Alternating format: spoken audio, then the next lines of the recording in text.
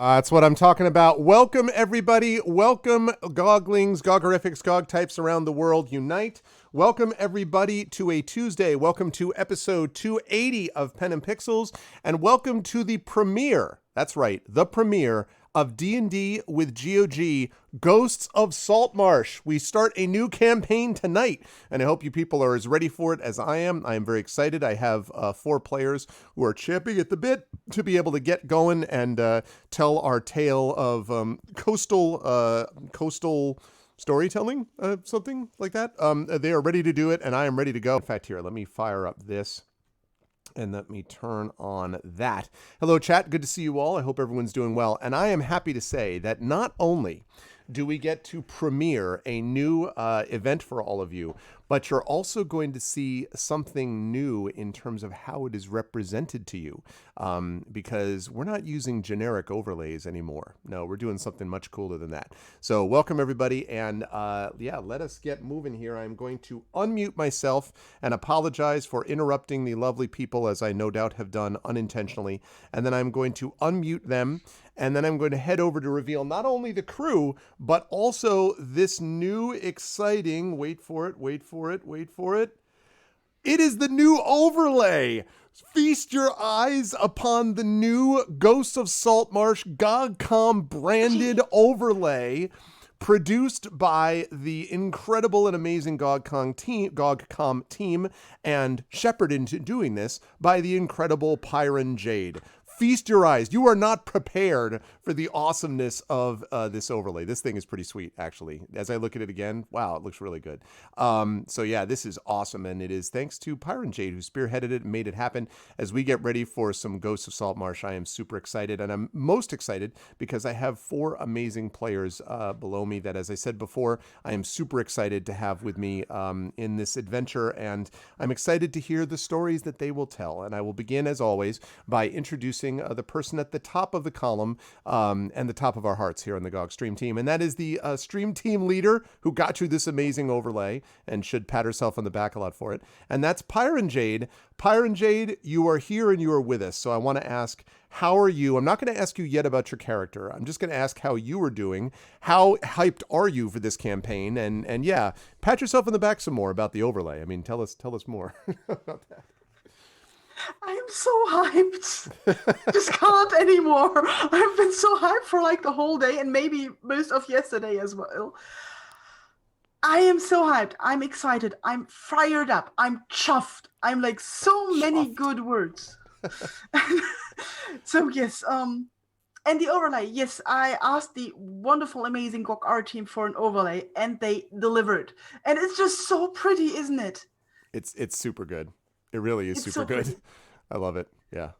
It's awesome. Yes, it's super great.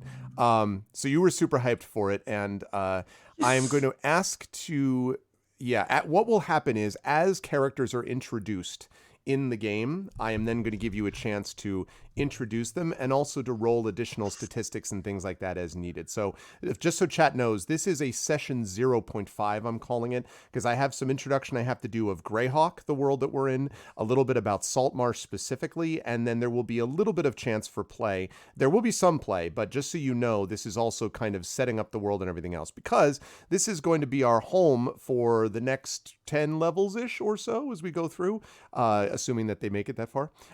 So I'm sure everyone will. I'm sure it'll be fine. And so just be aware that is the case. And so as we go through, you may have a little bit of if you're wondering, like, I want to know more about who they're playing, you will find out. You'll just have to wait with us with bated breath. So Piran, thank you so much for setting this up and being hyped and all that kind of good stuff. And I'm going to move right on down the line to the man, the myth, legend, responsible for doing the dashboard and Moobot and all that stuff as usual. But also for the first time, as you pointed out, Saber, in many years, not playing a rogue this time. That's the one thing I'll tell chat ahead of time. Not playing a rogue, and with a whole new character, new experience. So I guess I want to ask you, what are your feelings about Saltmarsh before, like, how hyped are you? What is the nature of your hype? You know, all that sort of thing. I'm very, very excited. Well, it's been a flurry of activity behind the scenes between all of us getting ready for this over the last couple of weeks. Like I say, new character, new setting, new campaign, new party member. So it's going to be very, very fun. It's definitely going to be a load of fun because the last 5 years I don't see why that's about to change. And it's like out with the old, in with the new, and hopefully quite an exciting character. Possibly an explosive character. We'll see. Aha, that's a little bit of a clue for all of you, chat. Yes, I am very excited to find out more about the character and to have Saber with us for another campaign. Thank you so much, my friend. Also great to see with us someone else who is, I am very happy and excited to have with us, and from whom you will be seeing more, not just in character, but in other contributions to this campaign in other ways, as you will see. But that is down the line. And that, of course, is the amazing PeripheralMike, Mike Smith. And Mike, this is now my third campaign with you that we're getting started with here.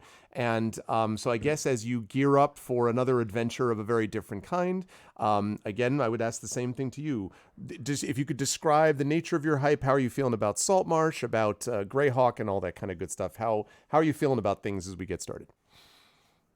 Man, I am so excited for this. It's untrue. I have been thinking about it. So I was on holiday recently and I was literally Googling in the evenings after, walking in the countryside and stuff like that. I was literally reading about Greyhawk and reading about the Ghosts of Saltmarsh campaign, spoiler free, and also about the character creation process for what I want, because it's going to be completely different. I've never played this type of character before, which is brilliant.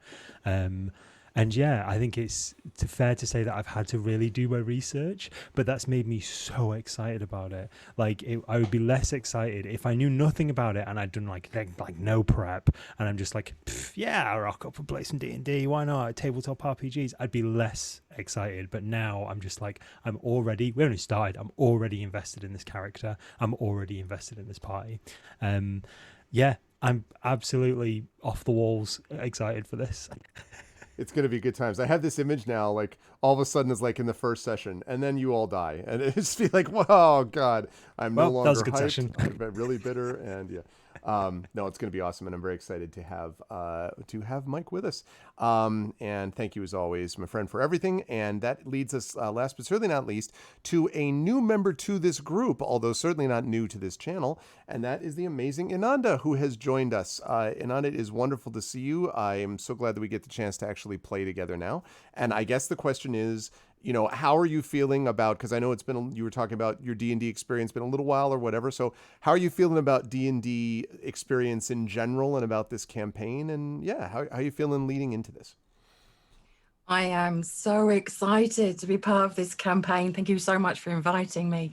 Plus, I was really looking forward to playing D&D with all you guys. It has been a while since I played proper D&D. I've played recently. I played Cyberpunk Red, and I've played a homebrew based on 5th edition. But it's been a hot minute since I played 5th edition, so I'm really nervous to let the team down. But I'm with some amazing people that are going to hold my hands and lead me gently through the world of Saltmarsh.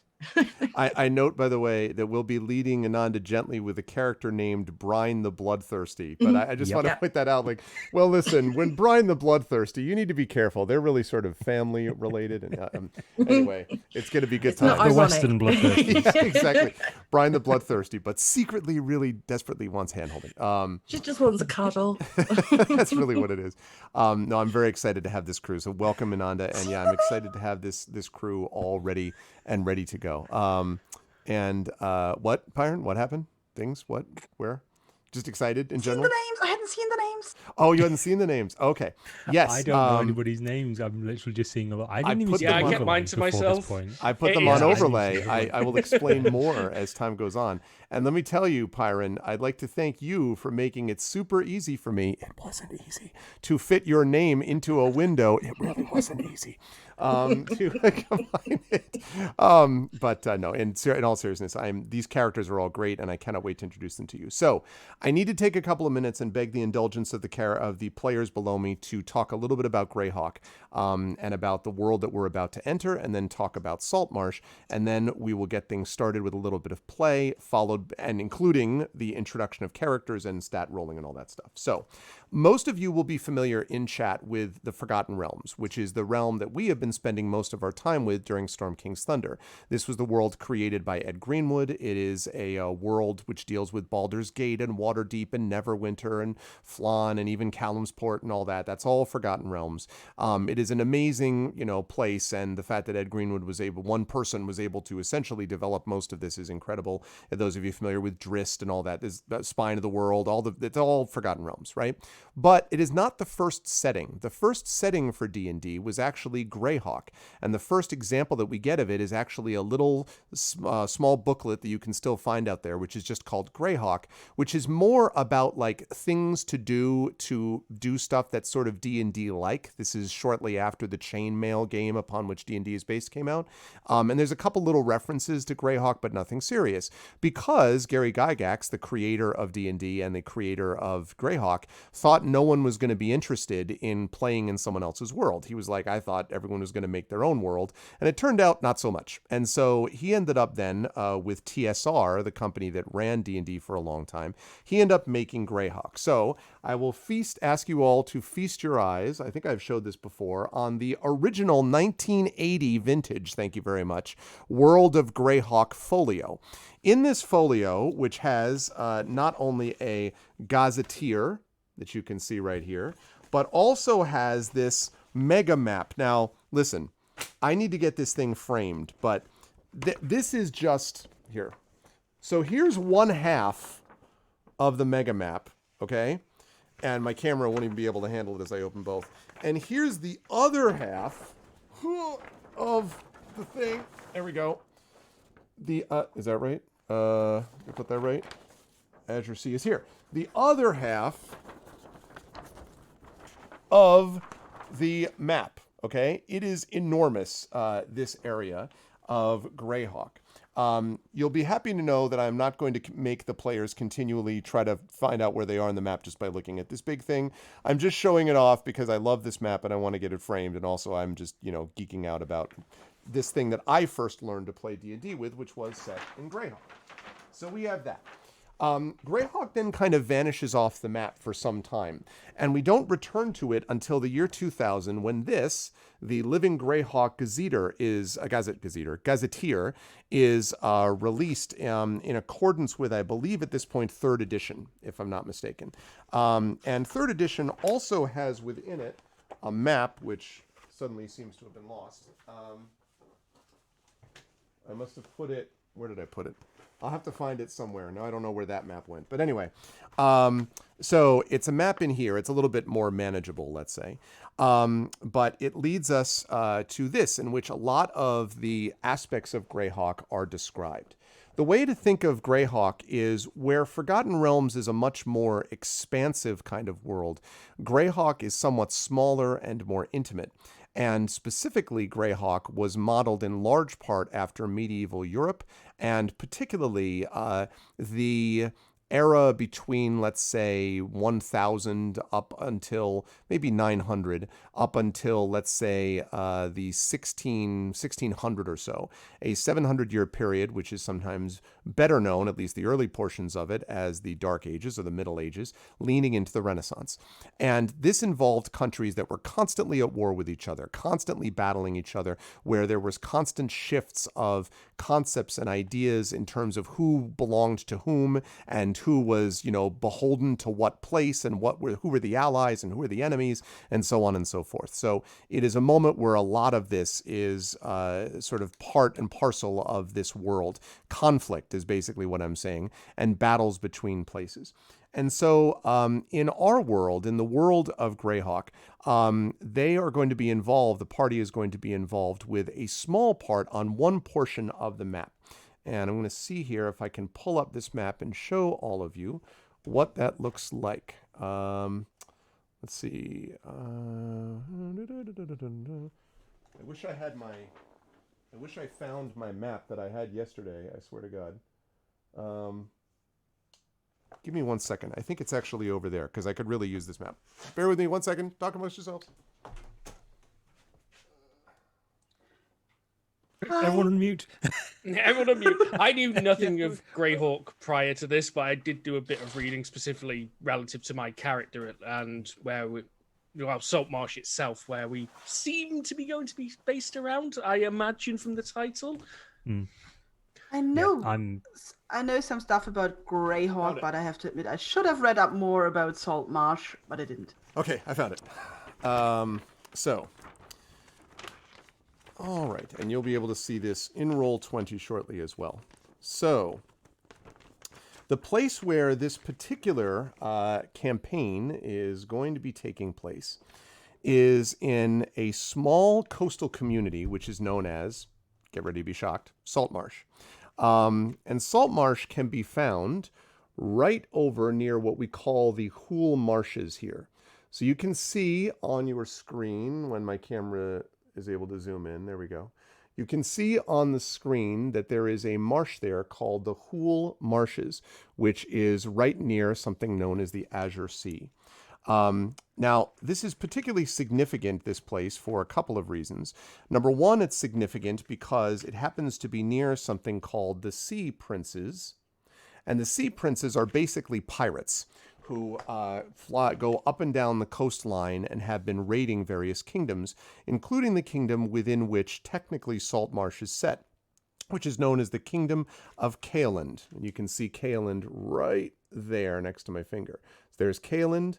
There is the Hool Marshes, and down there are the Sea Princes, all really clustered together like nice little honey bunches of oats ready to battle each other, right? But this isn't the only problem, because Caeland, of course, has had to battle many groups and organizations, both good, bad, and indifferent, including this one. And those of you who are familiar with Greyhawk will probably know something about this character, and that is right there. The Empire of Ayuz, I-U-Z. Ayuz is all likelihood, although these are just rumors, a demigod of evil. And Ayuz has existed for thousands of years and has enacted his plans upon the world of Greyhawk upon the continent here in the land of Greyhawk for that long. And in the time that Ayuz has existed, the kingdom of Caeland and many other of these so-called vaguely positive good kingdoms, although they obviously have their own problems, but at least ones that are trying to maintain some sense of compassion against the evil that Ayuz represents, have been trying to struggle to hold him back with varying levels of success. Ayuz continues to send his minions across the continent and into the lands of places like the Kingdom of Caeland. I should have mentioned, by the way, that Greyhawk's world is called Oerth, which is Oith, not Earth, but Oith, as if you were saying it with a Brooklyn accent. So Oith is the world, and the continent that we are on here is known as the Flanaess, and the kingdom that we're in is the Kingdom of Caeland, and the town that we're in is Saltmarsh. So I give you all of that background because all of that is sort of the backdrop against which these four characters are going to be trying to make their way. Because Saltmarsh, although it does have strategic importance because it is against the Azure Sea, and it has, multiple trading ports and things like that that people could come into and out of. Saltmarsh otherwise seems to be a place that you wouldn't necessarily spend a lot of time in. It is a place where a lot of money is made. The most money is made out of fishing. It's not really a tourist destination, right? It's not a place like that. And it's not a huge city. In our last campaign, we spent a lot of time in places like Neverwinter and Waterdeep and places like that. This is not a big city. It is a small area in which everybody knows each other and in which the town is provincial in the best and worst ways. It means that they are suspicious of outsiders. It means that when outsiders do show up, that they don't necessarily know what to make of them, and trust and respect in Saltmarsh is earned, not given. That said, if you do manage to earn the respect of the people of Saltmarsh, you may find that they might surprise you when other threats that seem of greater import come to find you. the Saltmarsh residents might be behind you if you have proven yourself to them before that time. And so Greyhawk itself is more conflict-driven in some ways. It's smaller and more on top of each other, which leads to more of this potential conflict. There's a good deal of political intrigue that exists within it as a result, even though there's technically no open war, except for Ios, but otherwise going on within the continent. And it is more intimate in terms of who it is that you get to know. And so Saltmarsh, set on the Azure Sea, so get ready for a campaign that will involve a lot of coastal stuff. There will be some ship stuff that we'll have. Not a lot of deep sea fishing, although there might be a little bit of that will get popped up, here and there. But that basically is the concept that exists behind the world of Oath, the continent of the Flanaess, the kingdom of Kaeland, and the village of Saltmarsh. And I see that 119 raiders from Frostwar has joined saying D&D hype as we go along with this. That is awesome. Thank you for the 119 drop. Jeez, Frostwar, good stuff, man. Thank you, Frostwar, so much for the raid. Welcome all the raiders. And yes, you have come at the right time because I just about finished introducing Greyhawk to all of these lovely people. So that's the deal with Ghosts of Saltmarsh. I think that's the only thing I need to say, except that Greyhawk is a setting which has really a lot of power for people who played D&D back in the day, because it is a setting that began it all, and because there's really a lot to it in terms of its the level of intrigue. I imagine sort of Game of Thrones being more Greyhawky than Forgotten Realmsy, I think is what I would put that way. So for what that's worth, the party now maybe has a little more of a sense of what this land is like. So now that I've established that, does anyone have any questions they want to throw at me from the players about the land that we're in that I can maybe try to answer? Although it's been a long time since I've been in Greyhawk, but I'm catching up again quickly, my old memory. Any questions? And if not, then we're going to get into a little bit of 0.5 play. What do you folks think? Not for me. I would like to play some Dungeons and Dragons.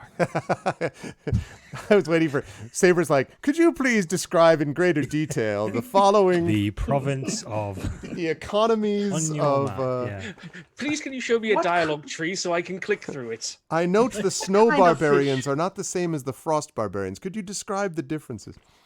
Are they at war with the rain barbarians and the sleep barbarians? And if not, why not? So yes, thank you so much again, Frostwar.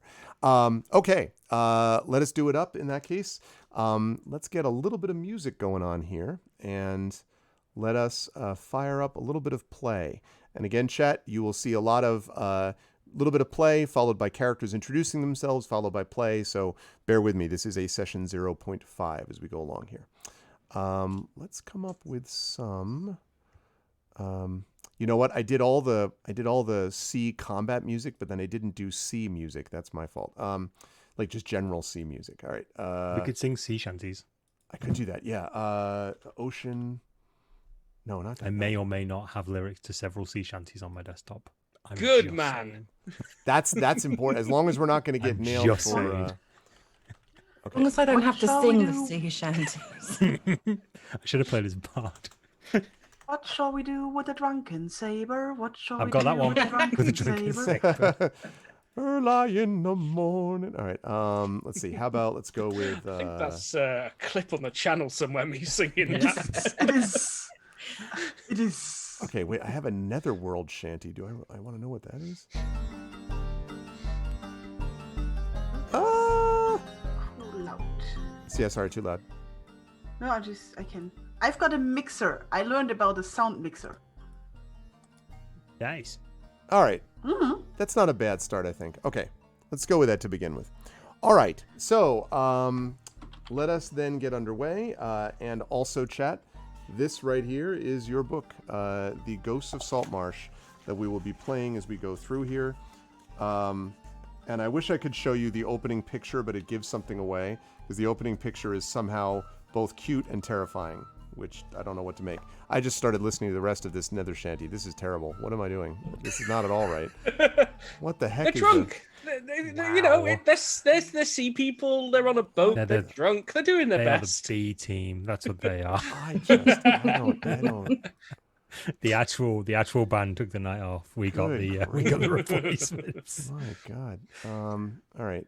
That's not going to Little work. flute for food. We're going to delete Yeah, that. pretty much. Eddie, you and Tully know a song, right? Go up on stage. We're never going to talk about that one again. All right.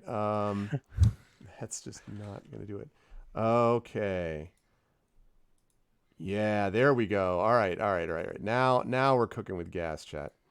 Now we're cooking with gas.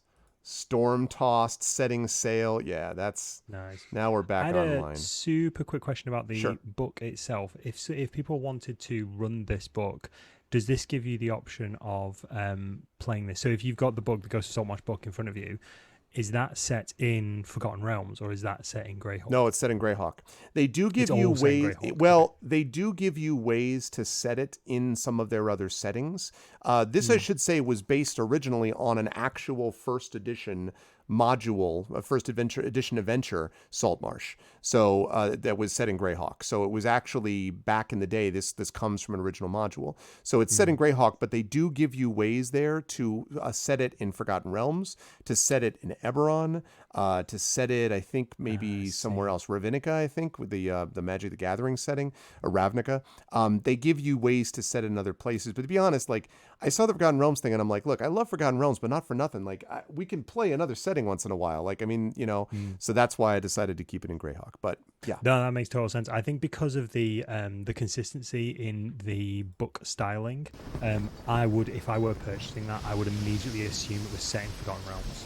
So I think that's just an interesting thing to me. I didn't know if they wrote it to be set in the Forgotten Realms, and you have changed it. I say we, like we've done any of this, and you haven't been doing absolutely everything. You've set it in Greyhawk because that's the original setting. I didn't know if that was the default setting for it or not. Yeah, it is the default setting, but they do give you options, basically, to be able to change That's it cool. if you So wish. if you're not comfortable, if you're running it and you're not comfortable, you're just like, I don't want to be out of my comfort zone, or my party doesn't like anything other than Forgotten Realms because they know it, then you've got options there. Then you can. That's right. Yeah, Sweet. that's a good question. Yeah, and then in that case, you can absolutely switch it up and play it in one of the other settings that exists. Awesome. Cool. So you can do that. But yes, but yeah, my recommendation, if you can, to do Greyhawk, because they do give you some details about Greyhawk here, and you can find a lot now online. I mean, that's the other thing too. Remember, when I was first playing D&D back in the 80s, no internet, right? So you had none of these, like, you can't just go on and be like, show me Greyhawk. Whereas these players, I know, as Mike previously mentioned, went and actually Googled, like, what is Greyhawk about and all that stuff. So, yes. But it'll give us a chance to all be outside of our comfort zone a little bit. But yes, that's true. You can set it outside of there. Okay, so I think we are good to go. And so let me move forward here and do it. Okay. Iron's making me seasick. Are you going back? I wasn't looking. Is she going back and forth like this? Or Didn't do bouncing. anything. Oh, just bouncing? Oh, okay. Nope, nothing. Just general levels of excitement. Well, let's move you over then to a map. Let's say it like this: if nothing is going to happen in the next 5 minutes, I think I'm just going to scream. But I'm muted, so nobody will hear. We'll just see you stand up and run around in circles. Okay. Let me get over to this one. Oh, whoops. Too far. Too close. A little too close. Okay. Alrighty. And I think I need to double check and see who actually made this map. But that looks to me like a Mike Schley map, and I freaking love Mike Schley as a map maker. He also did the Sorcery series that we played on my channel, and he's so good. I love his stuff. Anyway. Okay. So, welcome everybody to the community of Saltmarsh. And I think the first thing that the camera is going to zoom in on is going to be someone who is currently walking down the street. This someone is, you notice that a lot of people are sort of, I don't know whether avoided is the right word, but they're definitely not standing in this character's way as they stride down the street. They are hooded and cloaked, passing by some of the local taverns and local warehouses and shops and things like that as they go through, and they're headed down the street. And I would like to ask this person who has been, and I think is the only person actually who has been in Saltmarsh before, I'd like them to describe themselves for everyone, what it is that we see when we look at their exterior. Mike, who do we see walking down? I was going to say, do you mean me? I think might mean you. So walking through the crowd, you see what can only be described as an incredibly average humanoid. This person doesn't blend, they don't stand out, and it would be quite difficult for you to pick them out in a crowd, even if you were specifically looking for them. You don't know if this is deliberate, or people around them don't know if this person is dressed to blend in, or just because there's a lack of choices in the tailoring industry of Saltmarsh, and the local fashions are brown and lighter brown. But basically, this person is walking through with their hood up and a mask over their face while they're travelling, and with reasonably scruffy looking clothes. They have a few holes in their trousers, and they have a simple vest on. They seem to have a crossbow on their back, and the long coat that they're wearing is a bit pitted and muddy from walking up and down what you assume to be the docks, or anywhere that's wet in Saltmarsh. Immediately it becomes incredibly muddy very quickly. There's not very many paved roads, and because it's near the ocean, it can be quite disgusting sometimes. So you get the impression this person has spent quite a lot of time outdoors wearing all of these clothes.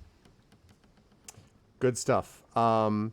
And I'm trying to decide whether I want to start introducing the other people immediately or whether I want you to have to do like some statistics and stuff like that. Let me bring everybody together first, and then we'll go through it one by one, because this is of course not the only one that we see here.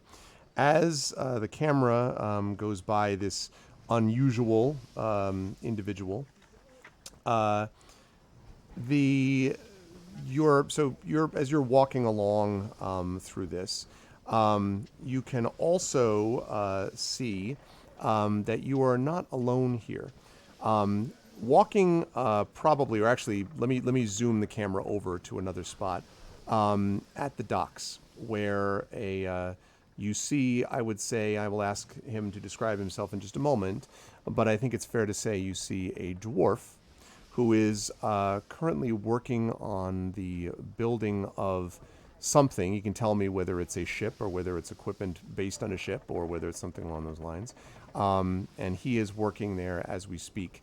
And perhaps, might cast his head over his shoulder as if he's catching something on the ocean breeze as he's working on the ship. Saber, do you want to describe your character, who does, in fact, well, I've said before, there's only one person. That's not completely untrue, so ignore me, Chad. But yes, so tell us, Saber, about you. So the first thing you notice about my character is his bright orange plaited beard, because he is, of course, a dwarf, as you usually tend to find in crafty type positions, although he is completely bald on top with a pair of goggles resting on his head. Maybe a bit skinnier than your average dwarf, but his green eyes are gleaming in the sun as he hammers away at some chain links for an anchor. And just every so often, just taking a moment to enjoy the sea breeze as it rolls in across the salt marshes. As this character is doing this, you can also see, I would say, walking up from the dock, and so, up basically in the dwarf's general direction, you can see what would look like to all the world a multicolored, feathered creature of some kind. And I would like it if Piran could explain her character, who is at the moment heading towards Saber's character. What does your character look like, Piran? Well, my character is a kenku. Kenku are bird people, but they are flightless bird people, and they are not that much well-liked. Some might even doubt their intelligence. This kenku is walking with a purpose, though. The clothes they are wearing, I say they, although this is definitely a she, but who's looking at a bird and can directly say this is a she. We're not in the titty bird faction here. So, is wearing clothes that might befit a sailor, and is also having this kind of walk that you can see from somebody who spends more time on the waves than not. But the feathers look a bit unusual. Usually kenkus are gray and black, but this kenku has apparently tried to look like a parrot. But it's a rather bad dye job, and it's bleached out in most places, sometimes even run off, and it looks rather macabre in a way, maybe a little sad. And for those of you who are not don't know so much about kenku, they're supposed to be the perfect minions. They are not creative, but they are the perfect forgers. A kenku can repeat everything they have ever heard, exactly as they have heard it, but they can't say anything of their own. A kenku that is a master in painting might be able to copy a painting of somebody else in perfect detail, but would never be able to just paint a picture of their loved ones. There is nothing of their own creative coming out of these birds. And nobody really knows what's going on behind their beady eyes. Nobody has ever heard the word of a kenku, only the words they repeat of somebody else.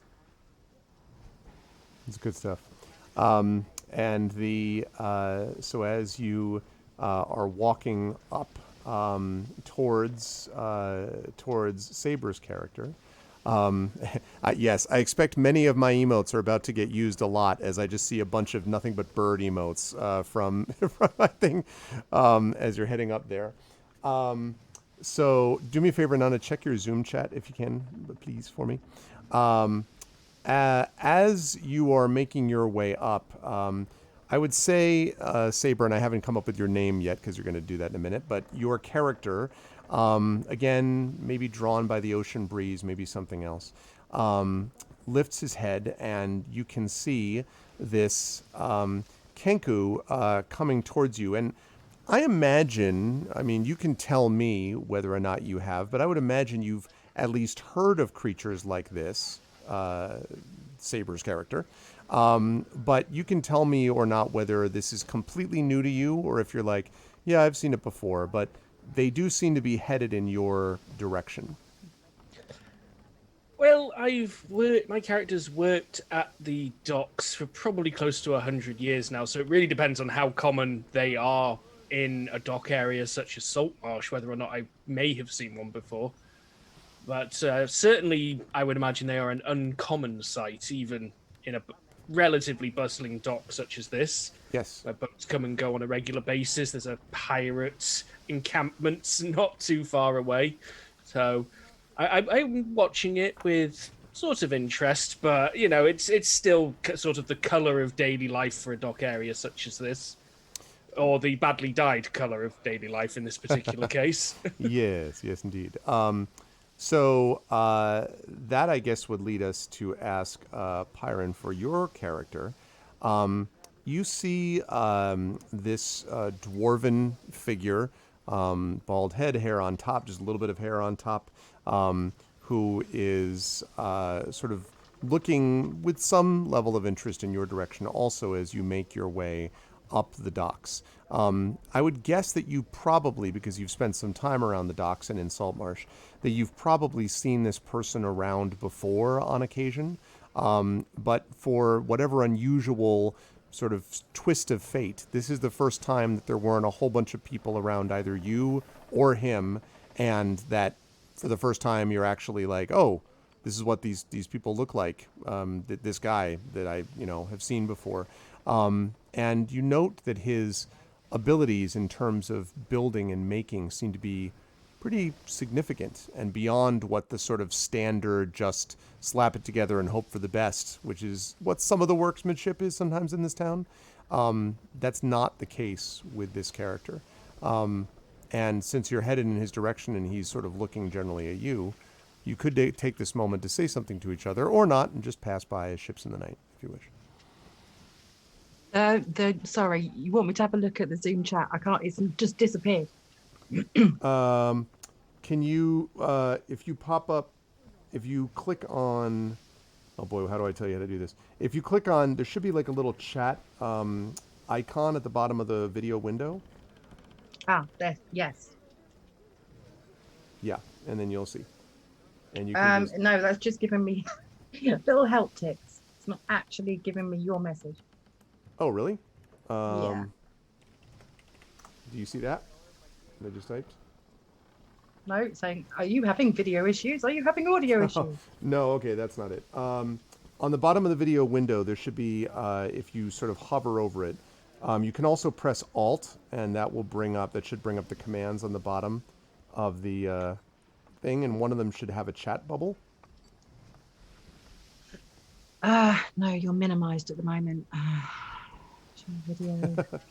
Sorry, I'm trying to ask a question, and that's why. Yeah, it's not giving me up. Press Alt. Alt doesn't do anything. Alt and H should open chat. Ah, there we go. Thanks, Sarah. When in doubt, ask the IT support expert. See, my pro streamer. Yeah, and you can respond to that. So while you're doing that, so you can, the two of you can interact with each other if you wish, or not if you wish. I find myself curious, and I find myself staring. And if this dwarf person should notice me staring, I might be slightly embarrassed about it.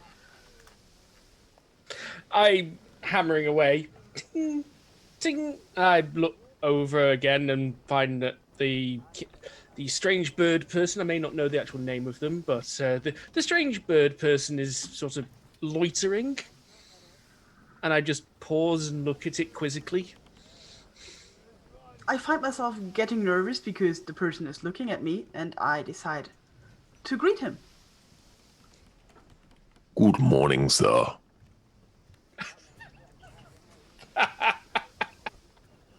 Forgot you said you were going to do that.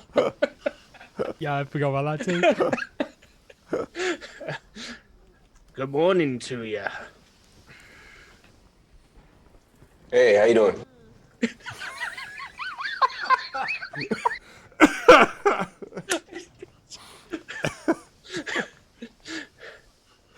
Well, you know, hard at work.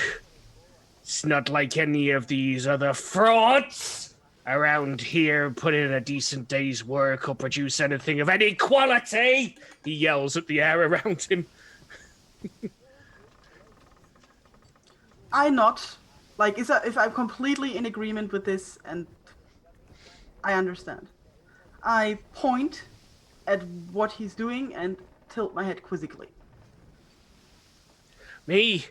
Oh, I'm forging some links for the anchor. Quite important to make sure these links are of highest quality. He yells at people whose backs are turned to him. You don't want the anchor chain snapping while you're anchored in a storm. You notice, by the way, that well, you still haven't introduced yourself, so until I get the names out, I still will refrain from saying them. But you notice Piran's character that literally no one turns when the dwarf says the thing about all of you. They pay no attention. They may have heard this before. Okay. I try my best to look sympathetic to the whole situation. I point at the anchor chain.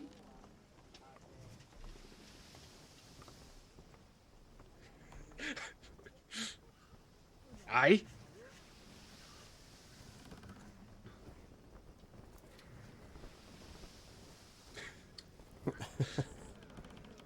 Did you want me to fix some for you? Shake I my fix head. things when I'm off shift.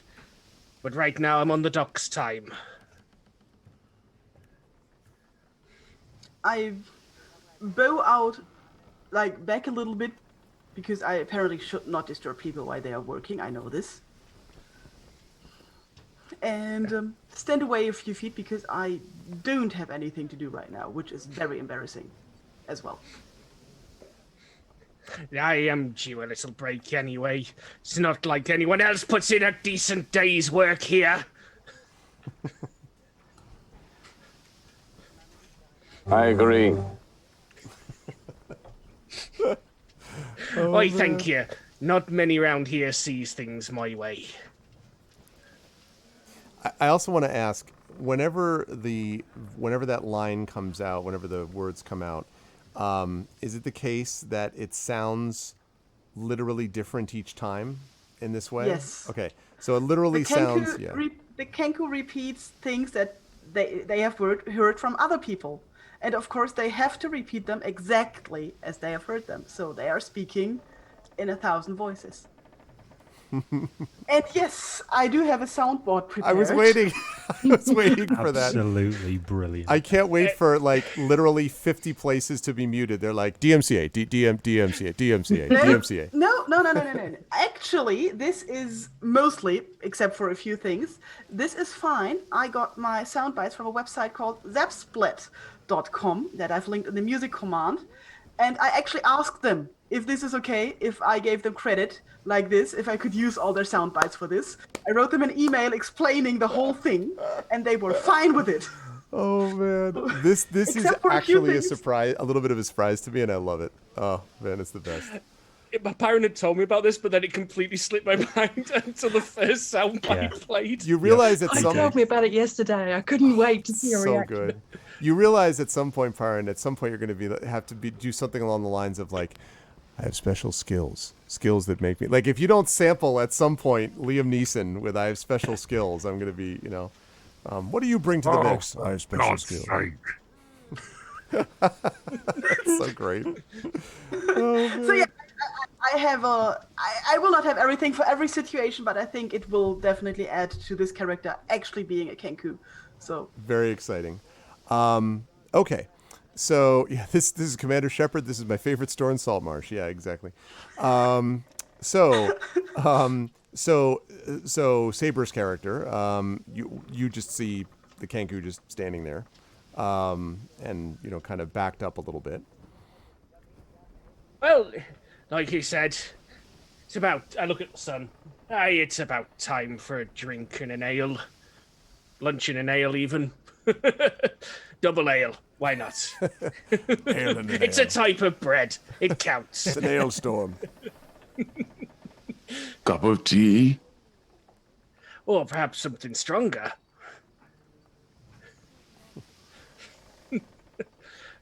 Where's the nearest tavern again? Hang on. I look around. There's probably a tavern around the docks. I could probably throw a rock in about 5 different directions and hit one. That is the case. And let me just double check here quickly, because I think we do have a spot where we can check this out. Just bear with me 1 second. As I'm dealing with the awesomeness of... Okay. That's what I'm looking for. Yes, this is what I was looking for. Excellent. Please reload in another page. Thank you. Okay. So, yeah, the place that would be probably closest to this would be probably around here. This is called the Snapping Line. And that this is actually this inn and tavern, which is, by the way, built from the planks and hulls of half a dozen decommissioned fishing ships. That this place has quite a lot going for it, in that it is exceedingly cheap and the alcohol is plentiful, and usually people don't ask too many questions, or at least not in your experience, especially if you growl at them a little bit. There are other inns you could certainly try, but I mean, that's the closest one. Well, I don't know about yourself, but I need an ale. So I head up to the bar and say, "Aye, one of the usual, please." Okay, so you're walking to, because it's there. So you're going to walk up from the dock to the place. Goes straight in. And are you following Piran's character, or? Yes, I'm following. I'm a bit surprised being invited like that, and of course I'm following. Okay. All right. And I'm going to come back, by the way. I have, fear not, Inanda and Mike, I'm coming to you in just a second. No worries. When you enter and go up to the bar, you can see behind it a young woman whose name is Hannah Rist. Hannah Rist you know pretty well, actually, because she has for a long time been involved in owning this particular place. And as I pop that up, there we go. Owned this particular place. You know also that she comes from a family of well-known lobster catchers in Saltmarsh. And she has a special kind of concoction. And when you ask for ale, she says, "Right, I'm happy to do that. What'll it be, love? We got multiples on tap. I could give you the claw wine. You've ever said no to it before, but perhaps you might rethink about it now, eh?" Now, you know that claw wine is made from lobster meat and potatoes. It is an acquired taste, I think it'd be fair to say, Saber's character. Had lunch and a drink, so you know. I think I'll stick with the usual ale myself, but my friend might be willing to give it a try. And she looks behind to see the kenku and, oh, can't say we've had any of you in here for a while anyway.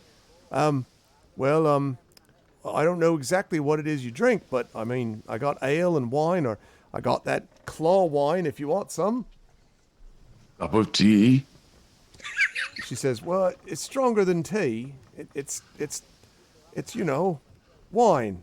Wine, strong, big." And she starts like doing this weird pumping up motion as if she's points at the glass and then does this. The kenku seems to get slightly nervous, and in the end says in the voice of Saber's character, "The usual, please." So she hears that, and then she kind of looks, her eyes slide over to Saber, your character, and then she's like, and she looks back and she says, "Right, all right then." And she fills a mug up of this other kind of dwarven spirit, and slides it along the bar to you, and she says, "You pay when you're done. Just make sure you pay before you leave. Wouldn't want any misunderstandings." And she kind of nods her head in the direction of two burly dockhands called Kennis and Bennis, who are brothers and are well known for having about one full brain between the two of them. They are standing on either side of the door. They are the local peacekeepers in this tavern, Kennis and Bennis. And so I shoot them a little wave. It's like, "Afternoon, fellas. Hard at work or hardly working?"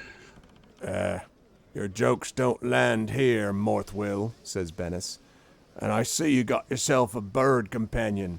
Maybe she's a parrot that's going to sit on your shoulder." And they start like clapping each other on the shoulder like this is the funniest thing anyone has ever said. You're the wittiest in this tavern, or half of it at least. And you can see like they're trying to figure out what you just said. Like, The kenku looks at the two guys and goes, Oh, ha ha ha ha. and they all like, no, just you watch yourself there. And they start like whispering to each other loudly about birds and people and birds, and seem to ignore you from that point forward. Okay.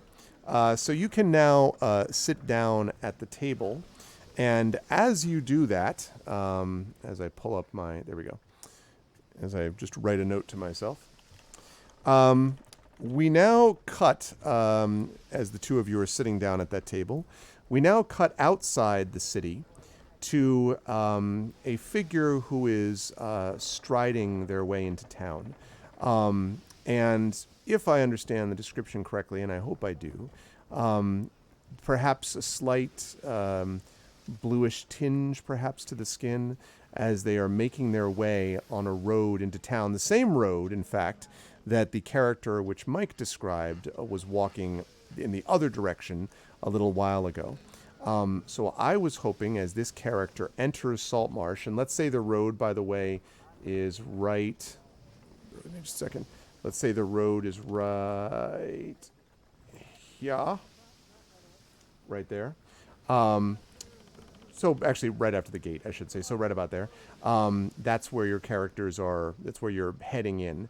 So Inanda, can you describe a little bit about physically what people would see from your character? And if I got that wrong about the tint of the skin, then I apologize. Yeah, no problem.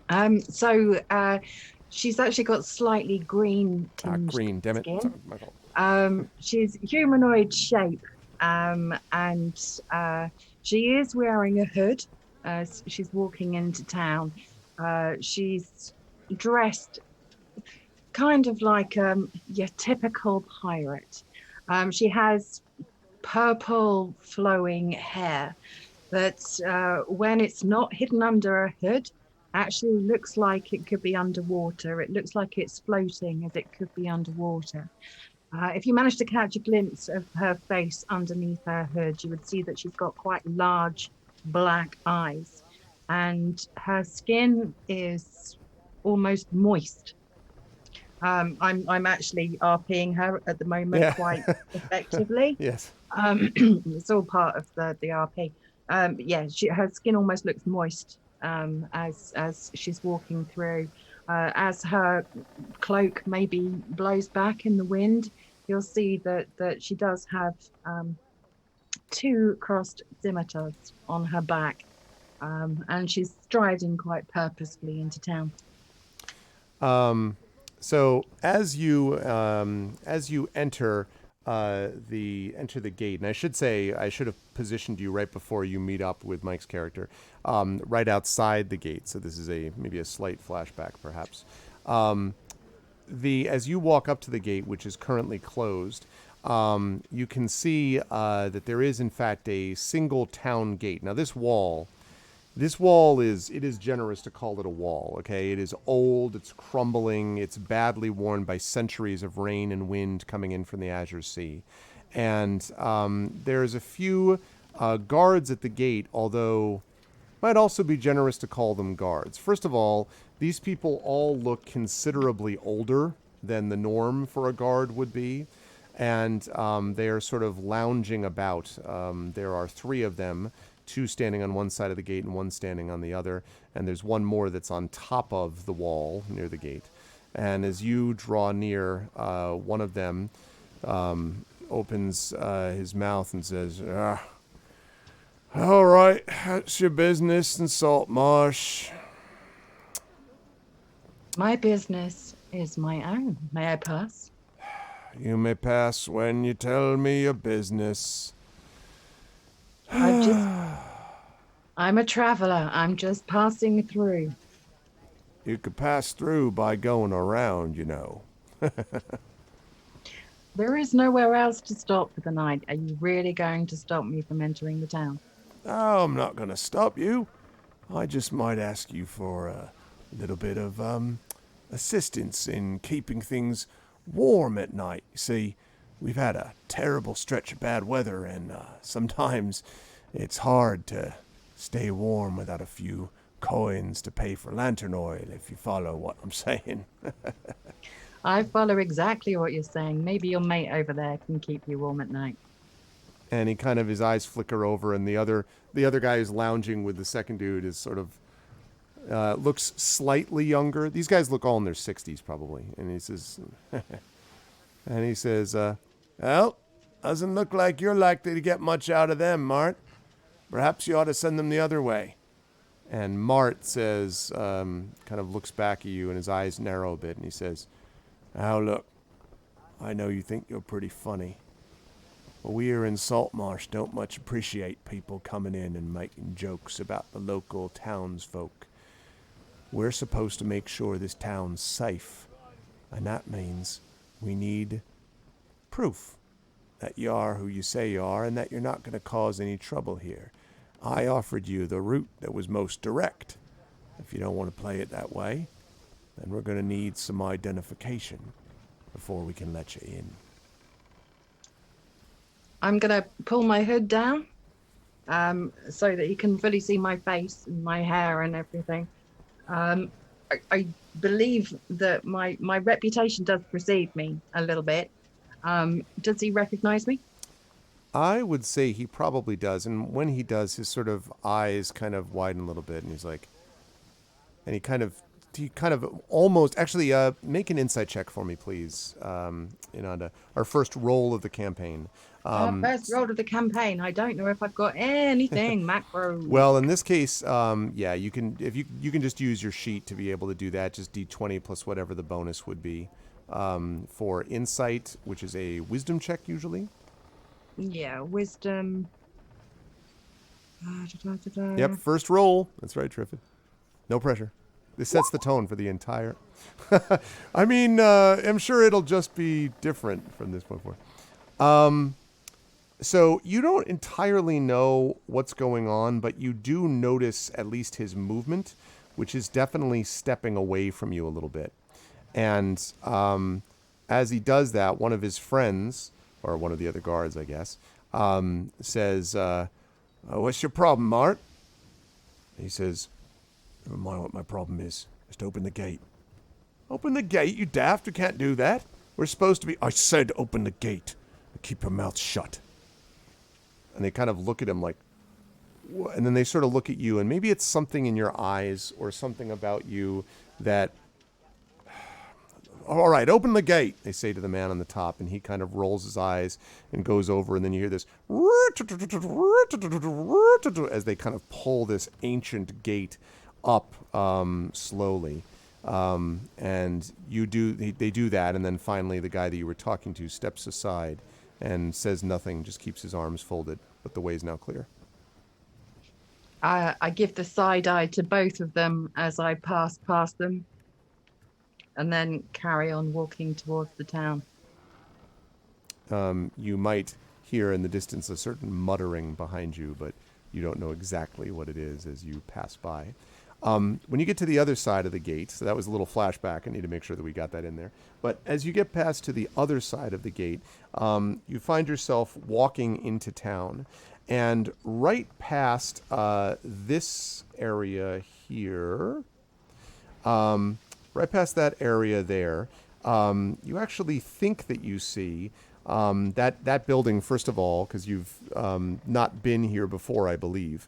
So that building looks to be some kind of like, it's sort of a building that has what looks like kind of a courtyard around it and maybe a little bit of a tower.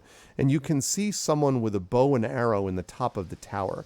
It might be some kind of like prison or jail, because it's certainly not a guard tower, or it would be on the wall.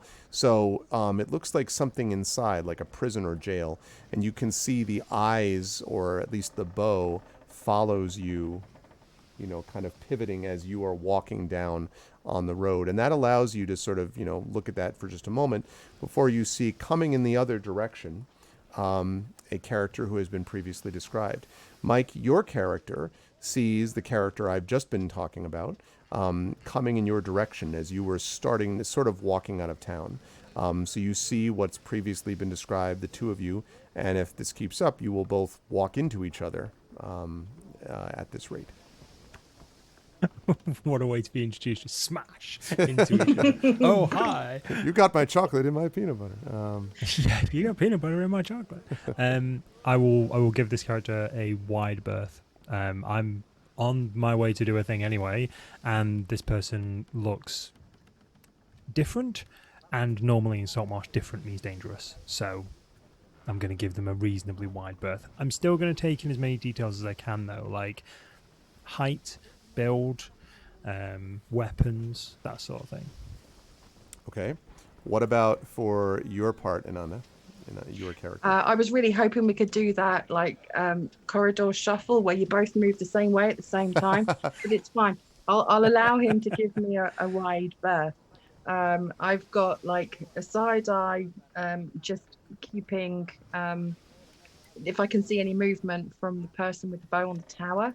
And again, I'm going to keep an eye for any reaction to Mike's character as they walk past, but I'm not going to hesitate as I stride past them. Okay. Out of interest, do I know what that building is? The building that I described before? Yes. It's I know specifically what it is. It is a prison. a prison for the petty criminals in town. It also happens to be one of the only places in town that actually has an underground level, because most of the places in Saltmarsh, as you might expect for a place built near a marsh and on the edge of the ocean, do not do so much with the basements because they get flooded. But this is a little bit up on a small rise, and so there is an underground level here. Nonetheless, one of the reasons that people don't like being in this place is that the underground level is not a place that you want to spend a lot of time breathing in the damp, moldy air, if you follow what I mean. That is to be found in the jail cell below. I will stop as I'm passing this person, and I will notice that they are looking at this building, and I will just say, visitors are probably around the back.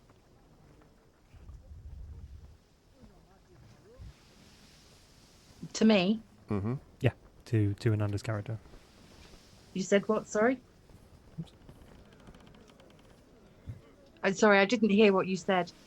Oh, I said, I look at your character, and I look at the building that you're looking at, and I say, visitors are probably around the back. And I say, thank you, duly noted.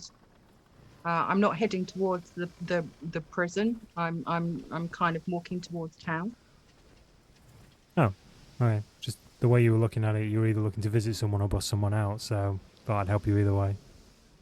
Thank you kindly. I was just observing. All right. Have a good day. And you? All right. I keep walking. As the two walk towards each other, I should ask where Inanda's character, in general terms, is heading within Saltmarsh. Because you mentioned stopping for the night. Are you headed to like an inn or a tavern, or like what is your plan in general in terms of where you want? I know you don't know the specifics yet, but what are you looking for within the town, Inanda? Yeah, I'm new to Saltmarsh, so I'm looking for an inn or a tavern where I can get a room for the night. Okay. Well, let's take a look and see what we've got. You will be happy to know that if you stop and ask some of the townsfolk who maybe give you slight looks, they don't seem to recognize you necessarily, but you do know, as you're looking at it, that there is, you're told that there is a really great tavern, and if you keep going over the bridge, this bridge right here, keep going over that bridge, you will find a tavern called the Snapping Line, and the person who tells you this says, "Make sure you don't try the claw wine, though, unless you fancy lobster a lot." Thank you kindly. I will take that under advisement. And I give them a brief nod and then carry on and head over the bridge towards this tavern. The bridge, by the way, is quite large, and there are shops and homes along its length. So it's, very good sized, and it's large enough for, you think, probably carts to pass by each other. So it's obviously a pretty major road going in and out of the town. The other thing is that you notice there's a number of people here who are passing back and forth across the bridge here, there, and everywhere. A lot of them are carrying, some of them nets of fish, some of them various wood materials. Others are sort of pushing along like wagons and things like that as you go along. Most of them pay you no mind. A couple of, look in your direction, but most of them are just focused on their own thing. But you do notice one thing which strikes you as a little bit unusual.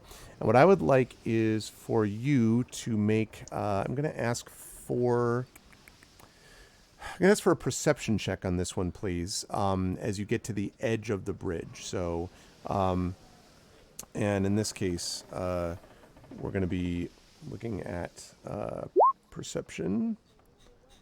Did I scroll down? Much better. You notice that there is one person walking along who has kind of a sort of a low wagon that they're pulling behind them. And as they step onto the bridge, you can see them kind of like put a hand to their mouth and then like their stomach, and they look, the way you would describe it is visibly nauseated. And the reason that it stands out to you is that it happens the minute they step on the bridge. Like they were fine and they step on the bridge and suddenly nausea. And as you I imagine not staring at them, but as you sort of watch them walking by, you note that they still seem to be kind of green about the gills, not literally, but figuratively in this case. They seem uncomfortable. And almost certainly by something about the slight angle in the ears and the eyes, it is someone with elven blood, half-elven, elven, but someone of elvish blood, nauseated when they stepped on this bridge. You feel fine, but... Can I notice anything else about the bridge, particularly where they stepped on? The bridge itself, you could like go over to like see the first step if you wanted and like bend down and take a look. Just by quick visual inspection, though, it just looks like the road that goes over the bridge. It looks like normal bridge, other than the fact it's kind of good sized and there's houses and shops on both sides, but otherwise, looks like a bridge. But you could take a moment if you want to go over and like step, like literally kneel down almost and kind of like look at the ground where they were walking if you wanted to do that. I'm just gonna I'm not gonna inspect it so that it's obvious. I'm just gonna make note of where they stepped onto the bridge, and try and infer anything else I can. I'm assuming that they stepped on the bridge and they were heading out of town, so they're coming towards me, right? That's correct. Yep. Okay. That's correct. I will ask you, I know I keep asking you for rolls. I'm going to ask you for an investigation check then. I'm going to ask you to do this at disadvantage, though, which for those in chat who don't know means you roll twice and take the lower result. Actually, it already does it with just one of those investigations, so that means that you got a 9. And advantage is the opposite. You roll twice, take the higher of the two results. So in this case, you got the 9. As you walk past it, you don't see anything in particular that seems odd about that spot. In fact, it looks like the same kind of semi-dirt substance that, over basically planks of wood that crosses over. It's obviously treated wood because of the moisture, but that crosses over this large bridge. It doesn't seem to look any different on the ground from what you can tell. Okay. I'm going to continue on my journey. I'm putting my hood back over my head. I'm also just taking note if anyone pays any particular attention to me as I carry on. Okay. So that brings you ultimately to the place that was called the Snapping Line. And again, you note this because the wood looks to be kind of this big mess of wood from all different kinds. It looks like someone took 6 or 7 different kinds of wood and slapped them all together to create this inn. It's certainly not the most architecturally coherent building you've ever seen, but it is the description that you see. There is a wooden sign in the front which has a picture basically of a fishing pole with a line from it and then a break, and then a fish basically with one part of the line with a smile on its face swimming away. And this clearly is the inn that you were supposed to go to, at least based on what you thought you were told. So you can enter here if you wish. This is where you thought the inn was that you were looking for. Perfect. Yes. I keep my hood up, but I enter the inn and head towards the bar. All right. Make a note of who's in the inn as well as I walk through. Okay. Yeah, when you enter the inn, it is early afternoon, so at the moment the inn is not particularly crowded. There is a pretty decent-sized first floor, and the decor is definitely nautical in its theme. You can see, obviously, a bunch of wheels, control wheels, ship wheels in the front. You can see what looks like an old rudder or tiller that is there.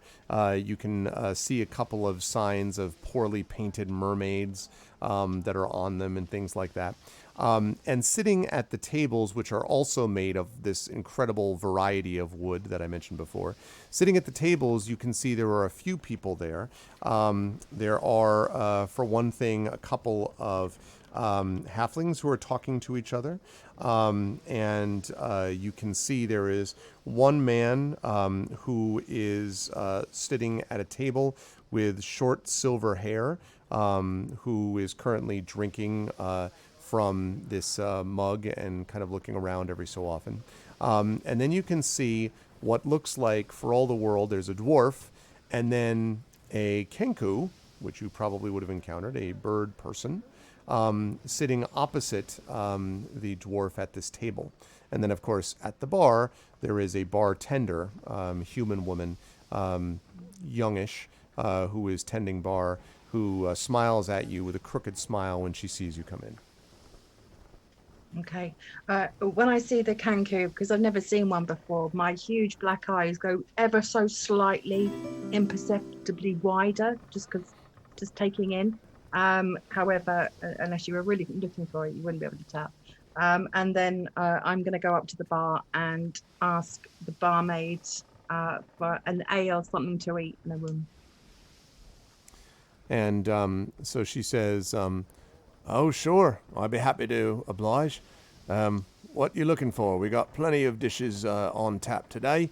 We've got, for example, we got our fish dish, and she draws out from below this indeterminate fish on top of a plate. It's clearly dead and cooked and all, but it's not clear what it is, some kind of white fish. And she says, but we got some others here too. We've got your own brand of calamari. And she brings up, and there are a couple of sliced bits of tentacle, which frankly look rather larger than the typical calamari would be, sitting up on a plate. And she says, of course, we got your bread. And every time she brings up a plate, it almost looks like one of those like display plates, you know, like you decide, you look at a restaurant, you're like, oh, I want this display plate. So she brings it up there. We got this bread plate as well. Or, of course, if you happen to be one of them types what don't like meat, we can provide you this. And she brings up what looks like multiple layers of seaweed on a plate. Our seaweed salad. I will have that delectable looking calamari, if you may, and your finest ale, please. Oh, your finest ale. I'll tell you what that is. And she brings out this very attractive looking small cask. And on the side of it is a lobster's claw, which has been etched into the side. And it looks really fancy. And she opens it up and, you know, puts it out. And you're looking at the calamari. And as you're looking at the plate of calamari, you get this very strong smell of what smells like lobster, which is weird because you thought you were getting calamari, but there's lobster smell from somewhere. And it's poured into a mug, and then she pushes it across to you, and she says, right, you pay when you go. Us make sure you don't try to make your way out without paying, or you'll have to deal with the boys there. And she points out these two burly types that are standing at the front, who are kind of talking to each other, and every so often look over their shoulders at the table that has the dwarf and the kenku at it. I'm just going to slyly look under my hood to see who she's talking about, just to kind of size them up in my own mind. And then I'm going to turn back to the barmaid and say, is this the lobster wine that I've heard so much about? No, love. This is the claw wine. And if you've heard a lot about it, it's because it's that good. That's right. I'm going to say, thank you very much. I'm looking forward to trying this. Can I get a room here whilst I'm at it? She says, well, we're a little crowded at present, but I should be able to put you into one of the common rooms up at the top. Beds are comfortable enough. No weevils, guaranteed. But you'll have to share your space with a few others. There's 6 beds in that room, and right now there's one other bed that's occupied. Quiet type, a gnome. You should be fine with him. That's no problem. I'm going to thank her kindly, and I'm going to take my calamari, and I am going to take the claw wine as well. I'm going to go and sit at this table in the corner with my back to the wall so I can see the room. Okay. You do that, and in the meantime, I'm going to jump back to Pyron and Saber's character, who are sitting at the table as you've been there with each other. I wonder if you've been conversing at all, and then a little bit after your conversation starts, the door is going to open, and you will see the entrance of Inanda's character. But first, you have a chance to talk with each other just a little bit first. I've pulled out a pipe.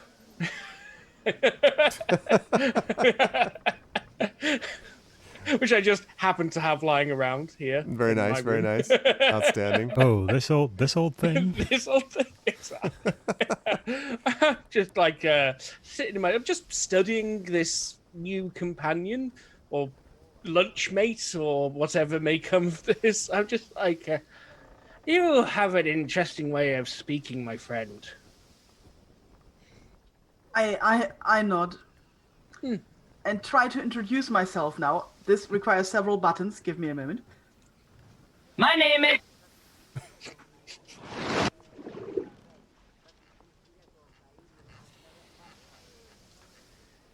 Can't rightly say I might be able to pronounce that. I nod. And I point What? at you. You can call me Morthwyl Gogoniant, or just Morthwyl for short. I nod and say Morthwyl. In your voice, of course. Aye, you got it. More than those two lunkheads at the door did anyway. Yay, it's interesting that you speak like that, because I kind of dabble in something similar myself. And at this point, I lay my pipe down and I pull out my, what looks like, because it is, a lockpick. And I just sort of hold it up and I just concentrate it on it. And I pull out my hammer and I give it a little tap. And then I just say, you can call me Morthwyl. Then I tap it on the table. And from the lockpick, you hear, you can call me Morthwyl.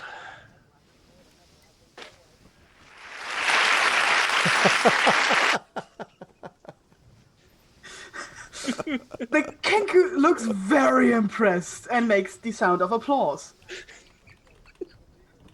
Like this bird. Oh man. But nothing near as impressive as yourself, though. The kenku makes like a non-committal movement with the head. So what brings you to this backwater little marsh?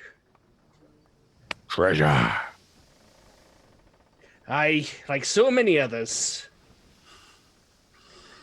Yeah, I put my very small and nearly empty coin back on the table, give it a few thumbs, and try to look sad.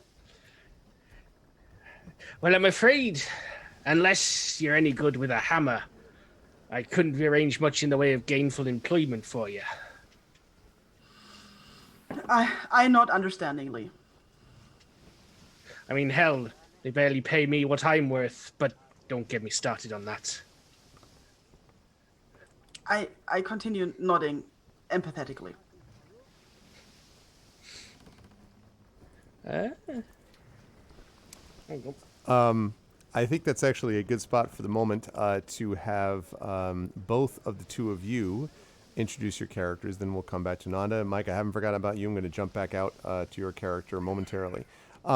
So, Saber, why don't you tell us a little bit, since you were the first one to do this, of Morthwyl Gogoniant and who this character is. So yes, as stated, my character's full name is Morthwyl Gogoniant, keeping with my tradition from the last campaign of torturing Arv with having to pronounce Welsh words. And everybody else. It's a little easier. A little. And there is a translation bonus, but people will have to put the effort in for that. I'm not going to tell you. I already did that. I was just doing that just then. I think that's a brilliant choice, to be honest with you. Yeah, and to be fair, like the GOG in the surname was just a happy coincidence. It's like when it came out translated, I was like, well then, this is decided. But yes, I am a dwarven artificer. Artificer, I think is the pronunciation. It's not a word I use very often. I always pronounce it artificer, but I've heard it artificer and artificer. It is artifice is, so I don't know. Either way. Yeah, artifice. It'll probably change a bunch over the course of the campaign. But yes, I am a dwarven artificer of bald head, bright orange plaited beard, and goggles of many lenses. and like I say, I'm going to keep what I can do and what I'm about under my chest for now until it crops up when it's natural. But I live in Saltmarsh, and I make a living as as basically a handy dwarf. I work down the docks when the work's good. I work repairing utensils and what have you when the work dries up, maybe during storm season or something like that. And I'm 242 years old, and I did specifically note on my character sheet that I am 1.5 Celsius tall. Which is good. We need to make sure that that remains as a measure as we go forward. Very, very cool. Okay, so we have the Hill Dwarf Artificer, or Artificer. And also the one thing you can know, Chad, is that there are 11 out of 11 hit points is what we start out with. Then we have waves crashing against rocks, or as Triffid said in chat, my name is Chugga Chugga, waves crashing against rocks, which is basically what that's from. Thank you, 8-Bit, for the sample. This is good stuff. So yes, tell us, Piran, what you can about waves crashing against rocks, whatever you feel comfortable letting us know about. Yeah, well, so her name is actually this sound of waves crashing against rocks. I listened to many, many sound samples, and this one is it is.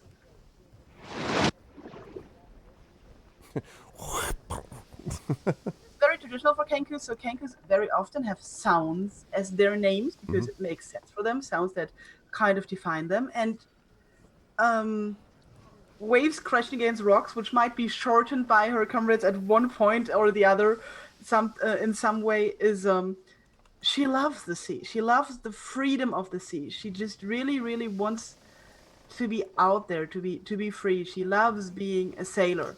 She hates not fitting in that really well, but she is absolutely willing to try just to have that breeze around her beak again and be out there. And she herself doesn't really understand this drive so much, but she is willing to do quite a lot to be there again. Right now she is between ships, so to say, and is looking for employment, as she was trying to explain a moment ago. What else? Yes, she is visibly armed, and I completely forgot how that thing is called in English. Armed to the teeth is one term for it. The what is the name of the weapon that I'm carrying? Because I completely forgot the name. It is on the one of the pictures that it's on the pictures I gave you, Arv. Let me check. The pointy thing. Rapier? Yes, it's a rapier. I'm sorry. She is very visibly armed with a rapier. Okay. Is carrying An excellent choice of weapon.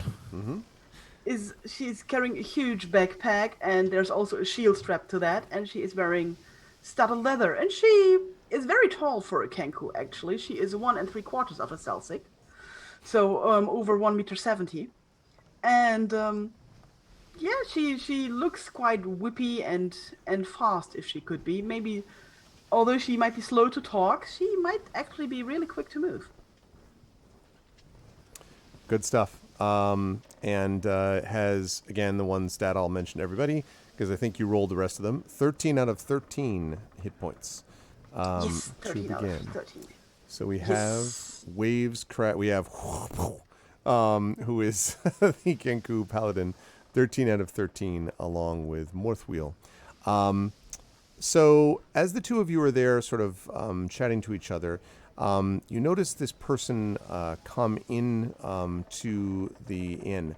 As is previously described, this person has kind of greenish tinted skin, but very large black eyes, and brings the hood back to talk to someone. And you notice that I think probably Morthwyl, you notice that successfully Hannah has managed to get someone to drink her claw wine, or at least put it into a mug for her, because she hands it over.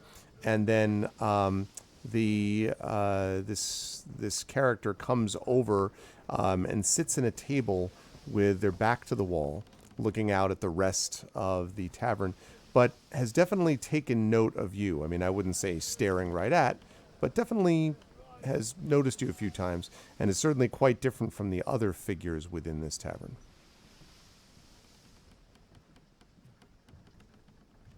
And any of the three of you can actually react, because all three of you are there at the moment. So I nudge my bird companion. If you want to see something funny, Wait till she tries her drink. Okay. You see that your bird companion is not really stealthy, but is again, like at the harbor, openly staring. I'm obviously observing this, but I'm gonna try the drink. So, all right. So, you know the experience of thinking that you're picking up a drink like, water or, I don't know, lemonade or something. And then when you take a sip, you realize you've accidentally sipped the soy sauce or the brine or right? So this is like you have just taken a drink of lobster bisque. Like, so it's just, it's like, but it's with alcohol. So it's lobster soup, alcohol. And so you're like, I don't know, maybe you happen to love lobster soup, alcohol, and maybe that's the It greatest thing. doesn't sound that bad to me. Yeah, all right, maybe it's okay. It's really strong though, like really, really strong.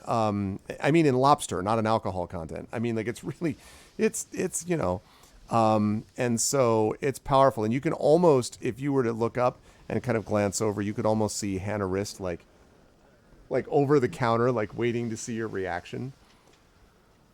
I've just remembered one of my personality traits. So I'm just going to across the bar. Did she introduce herself? Do I know her name? Yes, I would say so. Yes, and that's the owner, Hannah Wrist. Okay, I'm just going to shout across the bar, Hannah, it's fucking delightful. And I'm going to take another sip. So she's like, oh, that's what I'm talking about. See? None of the rest of you understand that. You hear that, Morthwyl? And she points at you, Morthwyl. You hear that? See? Delightful. That's what she said. That's what she said right here. You all There's heard always one. She's probably been on the road a month, had nothing but puddle water. I'm gonna give the dwarf the side eye as well, and then I'm just gonna look at him as I take another sip.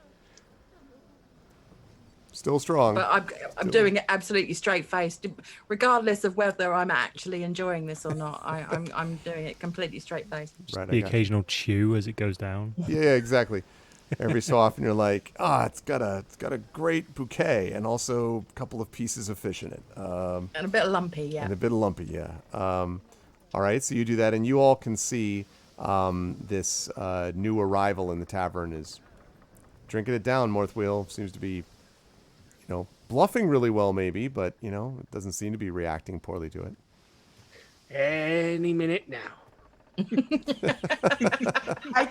I keep staring at her. Yeah, you notice this at this point. I would say that you see the kenku is like, like as only a bird can, right?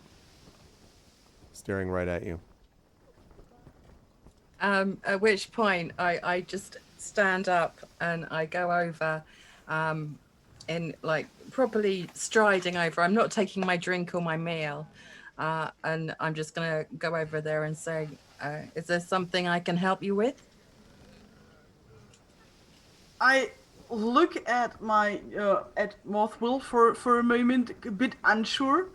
Then I stare at you again, waiting for a moment longer because something was announced to happen. And then I, a little bit unsure, shake my head. No worries. Oh God, Pi, I love your character so much. And then I'm going to go, that's good. And then I'm going to go back and carry on with my drink, my calamari. Oh dear, that's genius, Pi. Sorry. Yeah, okay. So you head back over to that.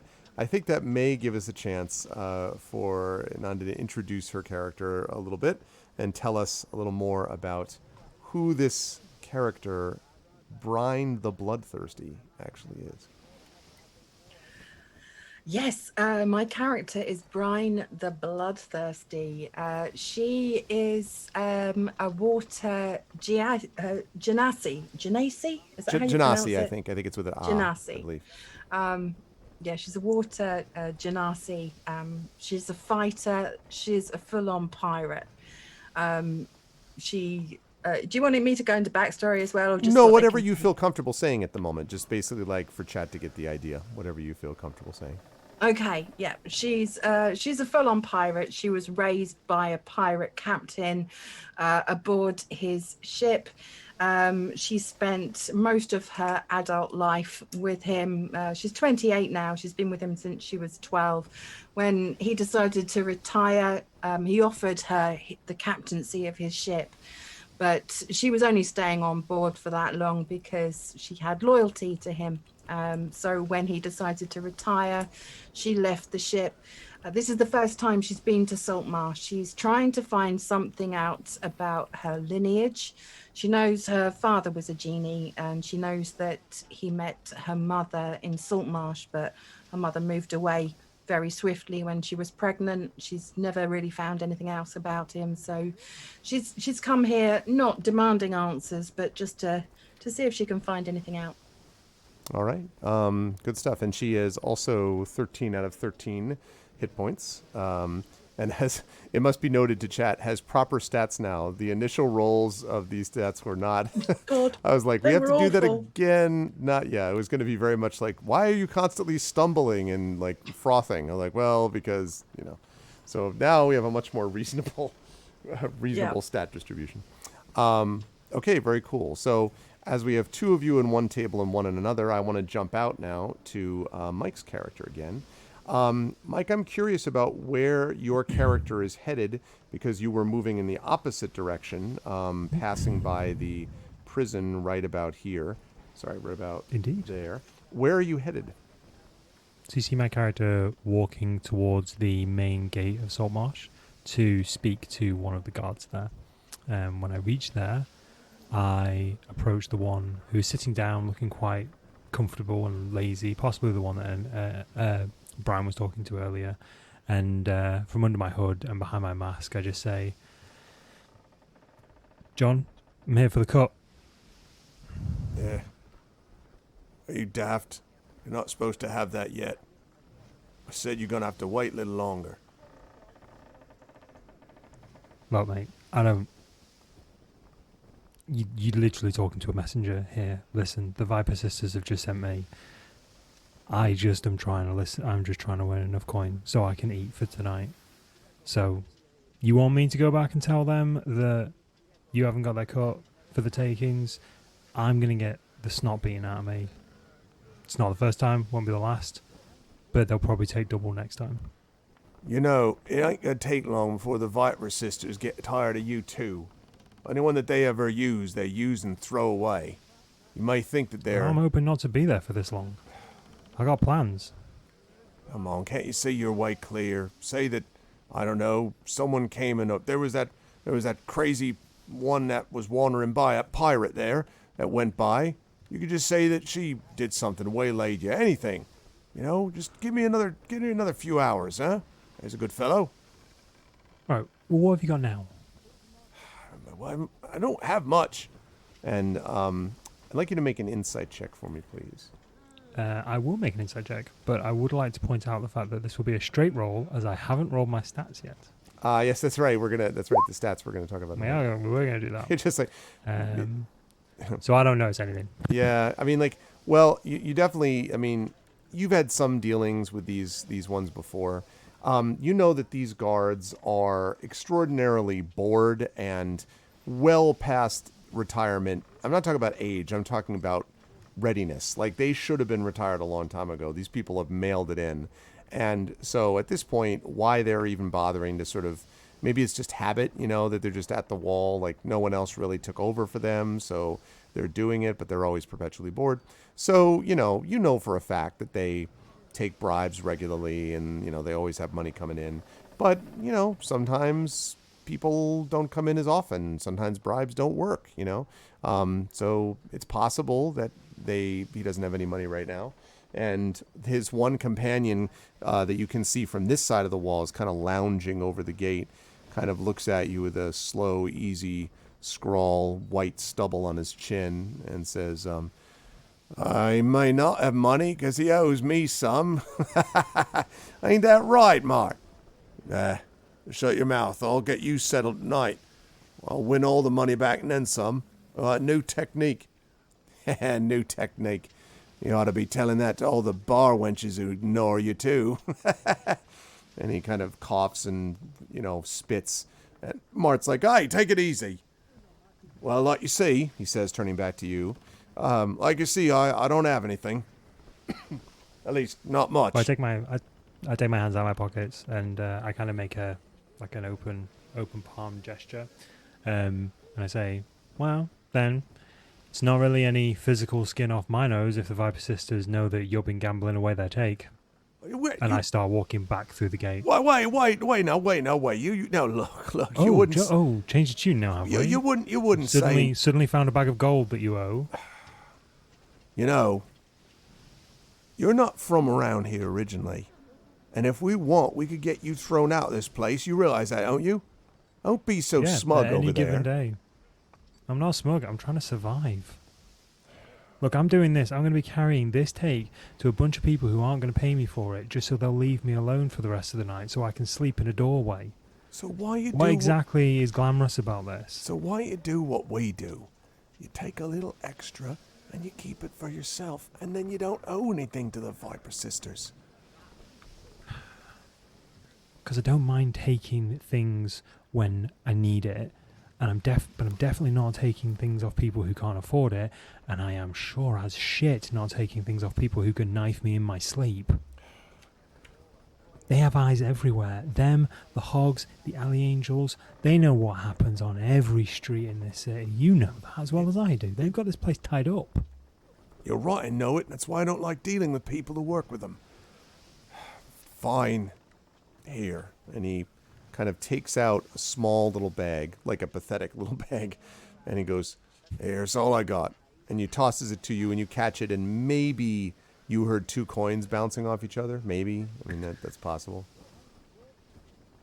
I kind of bounce it in my hand, and I feel a couple of coins, and I'm like, I'm certainly not taking any off of this, am I? And I put it in my pocket, and I walk back through the gate. Yeah. And as you sort of pass by in the other direction, he says, make an honest living and be worth it. We could use some guards around here. Maybe you can go talk to Anders about that. You imagine? And then Mart, however, doesn't say anything. He just looks at you with his jaw set and his eyes narrowed as you continue to walk down the road. Quick note. I just laugh in that. Yeah, and I'll talk about it. Yeah, go ahead. Sorry, I just laugh as I leave and say, well, I would, but then I have to see your ugly mushes all day. Yeah. I'm going to talk about Anders. We'll come back to that if I forget in a minute. Mm-hmm. I think this is a good chance for Mike to introduce his character. Mike, tell us about who you are. Absolutely. So I am playing as Silvo Janus Betulus, a half-elven sorcerer. Who moved to, and I use that term quite loosely, Saltmarsh about a year ago after his father cast him out of the nearby port town of Seaton. There was a reason that he was cast out. There was an incident basically involving Silvo's latent magical abilities. Silvo, even though he's a half-elf, he's only about 22, 23 years old, so he's fresh out. He is green as grass. He knows very little about the outside world, and for the last year or so of being in Saltmarsh, he's been surviving rather than anything else. He is trying to currently save up money so he can meet and hire a mage at the minute, so he can find out more about his abilities and also some of the things that are happening to him at the moment that don't seem quite normal considering everything he's heard of and read about magic users and sorcerers. Sorcerers themselves, they're commonplace in the D&D world, but having natural magical abilities instead of having, book smart magical abilities seems unusual in the first place. But yeah, he was born and raised in Seaton. His mother passed in childbirth, unfortunately, and his father, whilst they were reasonably close, he gets the impression that he never quite forgave him for, the death of his mother, unfortunately. They grew closer during adolescence, but then an incident happened and he had to leave Seaton, so he's currently just trying to scrape by in Saltmarsh. It's a good one, and this will give us a chance. Actually, we did not yet, chat, see stats rolled, and so we're going to get a chance to actually see stats rolled live and on stream in person. You too can watch as this character is created before your very eyes. All right. Whoa. Witnesses all the crit fails. Marvel at all the below 10 scores. Was that a soundboard? The soundboard is going to kill us. It wasn't so easy to actually loop that through to my microphone, I have to admit. I'm very proud of it. Oh, no, I was I'm actually very impressed. curious how you've managed that. It was difficult. And I couldn't have done it without Ebenezer, I have to say. Good job, Ebenezer. Worth it. Also, good job, 8-Bit, for the sample of my name is... What? Yeah. Yeah. People are going to be like, I know where that's from. I know where that's from. Yeah, you know what's going to be I can hear that. the real freaky thing is going to be when she starts sampling from all of you talking during this campaign. And you're going to be like, whoa. You know, like it's going to be like... Yeah. Oh, Please man. do that. All right, so, okay, so you know the drill with this. The way that we do things here, chat, my method is that we roll, because you haven't rolled the stats at all, right, Mike? I just want to make sure. Nope, nothing at all. They're all 10s at the moment, so that my stat modifiers are 0, because that made things real difficult when I was testing out attack rolls earlier in Roll20. Yes, so, so we're going to resolve that problem right now. So the way we do it is he's going to roll 4d6, and then he's going to drop the lowest result. And he's going to do that 7 times and drop that lowest number. Then he will assign those to stats as he sees fit. And since we're talking about a sorcerer, that means I expect charisma is going to be up there. I imagine dexterity and con will be somewhere in that mix, and probably intelligence too would be the ones that I would expect to see up in the top stratosphere, but particularly charisma for sorcerers. So, with that said, all right, chat. My question, chat: Are you hyped for the rolling of Mike's stats? I mean, this is going to determine everything. This is going to determine whether Mike spends the whole game sort of sulking in a corner because his part is constantly dead and off to the side, or if he's going to be a Superman. No, I'm just kidding. Yeah, pretty much. So I'm genuinely, this has been the most nerve-wracking part of this for me, because I built this character originally in D&D Beyond, and that gave you a standard array, and I thought, that'll do. And then I realized 1 or 2 of those standard array numbers are super generous, and I was like, cool, I can do all this magical stuff. And then I got over to Roll20, and I'm like, oh, I haven't rolled stats yet. Oh no.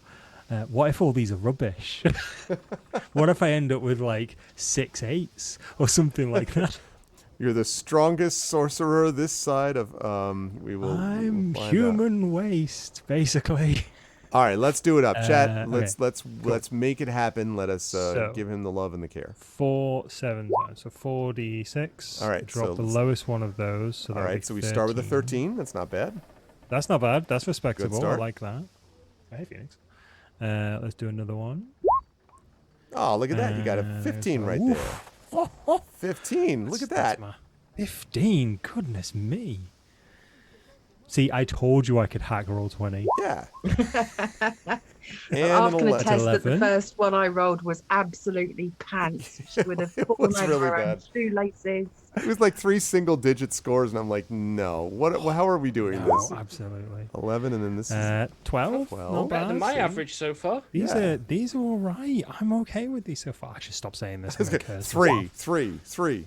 There we Yep, go. there. Well, there's one. There's my There's strength. your 9. dump stat.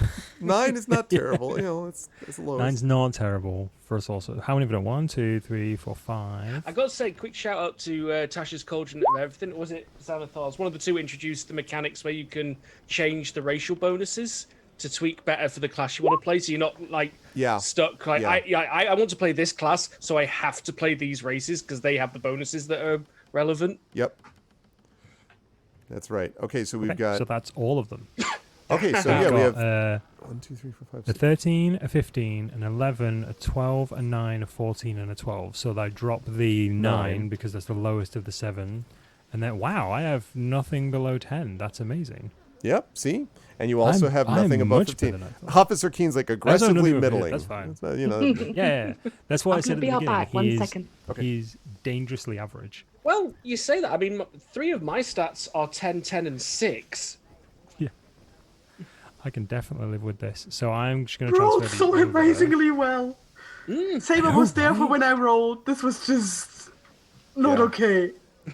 So my charisma is going to be 15. Yep.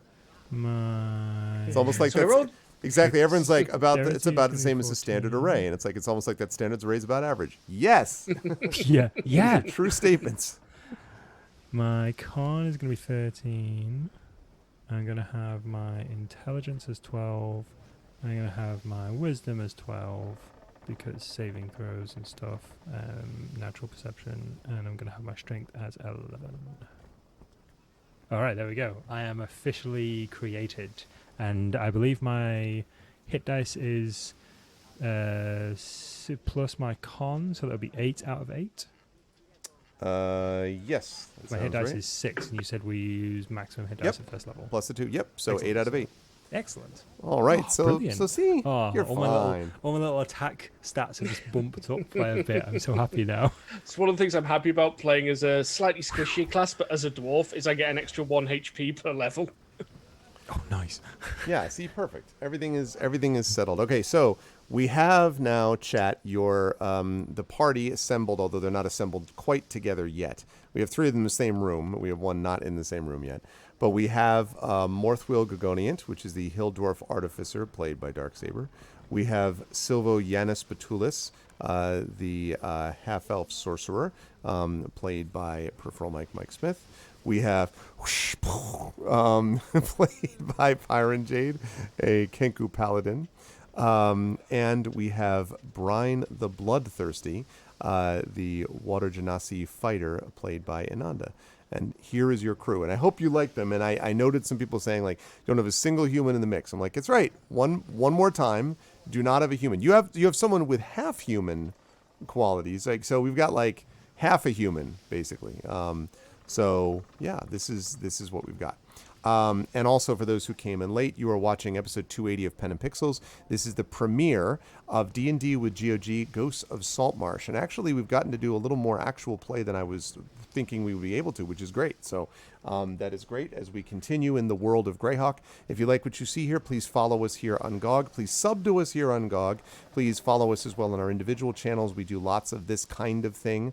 And next week, we will be back here, all except for Inanda. We will have Tasty Chai in Inanda spot with Talisman Adventures, which is not D&D, but is an awesome system from Pegasus Spiele, who sponsors that campaign. So you should check that out next week. And this is going to be running for a while as they begin to learn the fate that awaits them. All right, good stuff, Mike. So where are you going now that you've headed back? You've had the discussion and all that stuff as you're headed back the other way. Where are you headed? Okay, cool. What time of day is it? I have interest. It's mid-afternoon, probably 3:30, 4, something like that. Okay, cool. I'm going to be heading over, if we can have a quick look at the map, in this general direction towards the... oh, no, it's not north. Up is not north, is it? No, see, this is what I was saying. I hate this. So north is actually... Hold on a second. Left. North is left, which is just... What? I don't... Anyway. So I'm going to be heading east, but I'm going to be going past a tavern which I know sometimes either saves scraps of food or, you know, throws out the occasional free meal, known as the Snapping Line. And I happen to know Hannah, who runs the place. So occasionally this time of day, I can nip in. If they've got any scraps of food, I can normally get it for free because it's leftovers, basically. So on my way there, I'm going to pop in. Okay. That sounds reasonable. As you are, let's see, walking along. Okay. So as you're walking along and making your way over, I want to note that whenever you cross over this bridge, which you would know to be the known as Shark Fin Bridge. Whenever you cross this bridge, you feel faintly nauseated, Silvo, sorry, not Silvis, And the reason is because there was an ancient curse many, many centuries before placed upon this bridge, and it apparently affects those with elvish blood.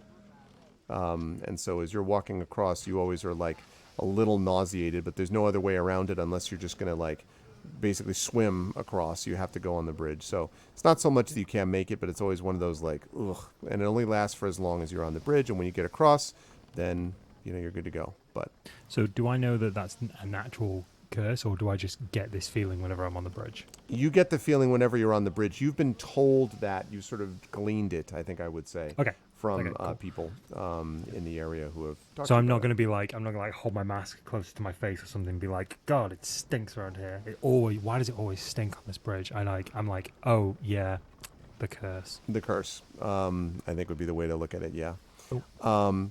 So as you make your way through, you are heading out out of the way, and right when you get to about, I would say, well, you say you like checking out the behind, so it'd probably be like over here. It would be like behind the inn. But as you're going up here, you start hearing the noise of an argument. There are a group of people that are sort of kind of like, like clearly there's some argument going on.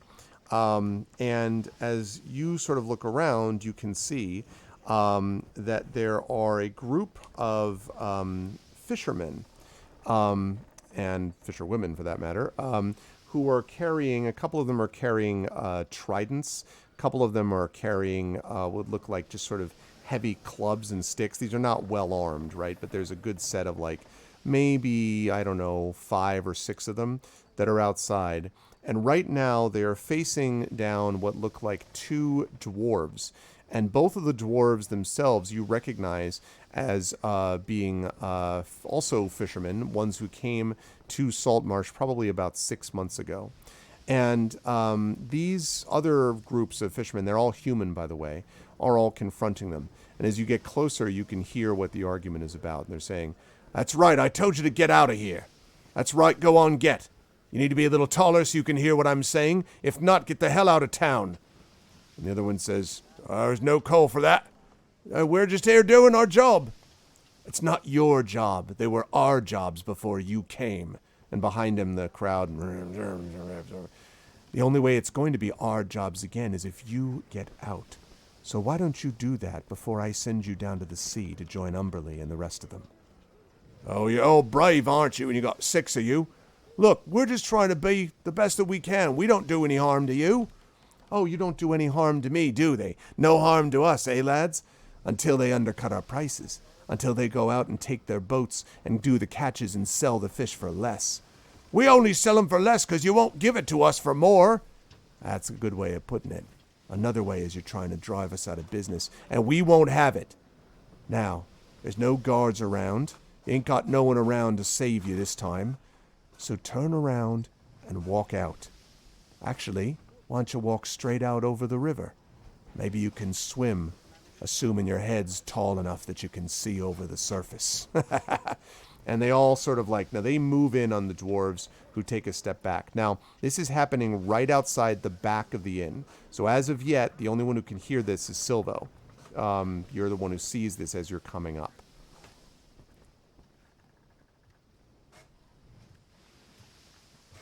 Literally nothing to do with me, but I can't seem to not want to get involved.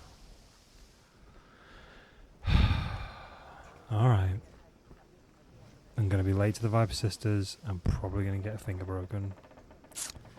I'll step in between the humans and the dwarves. I'll just say, look, what exactly is going on here? Do I recognize any of these humans, by the way? You do. Some of these, are a group of sort of old-time fishermen, and this is a little bit of internal politics, which you and certainly Morthwyl would know about. Brine and Waves would not, but or Crash, I guess. Waves, Brine, and Morthwyl. Wait. Let me try that. Let me start again. It's too much. Let me sum up. Waves and Brine would not know this. Morthwyl and Silvo would. So one of the factions in Saltmarsh, which has become increasingly ugly over the last few months, has been a group that call themselves the Traditionalists. These are basically human fishermen who argue, and mostly men, by the way, who argue that their traditional living has been taken away by the infusion of others like dwarves and elves and other what they call outsiders, and that they basically feel like there are other problems here, and they want people to be gone. You also know that the Traditionalists were around long enough to know what happened when the Sea Princes, the pirates who are directly to the south, but I guess it's not the south, it's the west, if I can remember my directions correctly. But anyway, when the Sea Princes were doing their raids upon the various towns, and they don't want to see that happen, and they feel that the dwarves and the elves and all these people coming in not only is taking their jobs from them, but is also making it more likely that they're going to bring the Sea Prince's wrath down upon them again.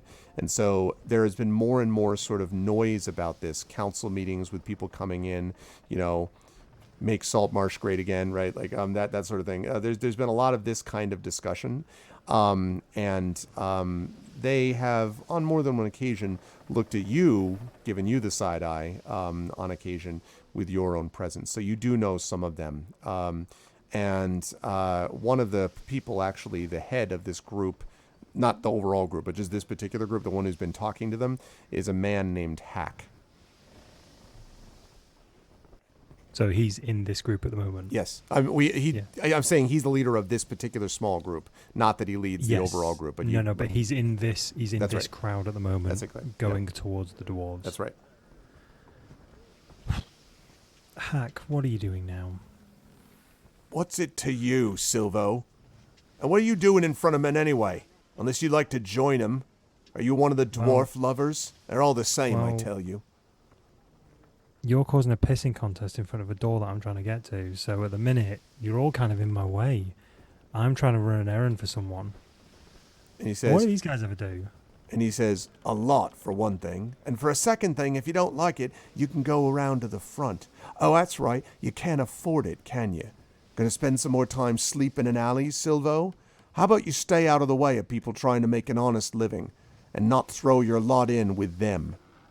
And the dwarves kind of look over to you. You can tell, by the way, Silvo, that the dwarves look a little nervous. They're sturdy, they're sturdy, strong types, but they're a little nervous. These are not fighters, really, and they've been accosted and harassed before.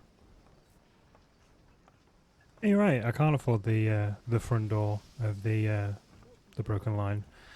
And to be honest with you, until your mum changes a mattress, I'd rather sleep in an alleyway. So it's very much to do with whether or not your mum can afford a new bed. So at that, there's a crowd that started to gather, and a few of them chuckle.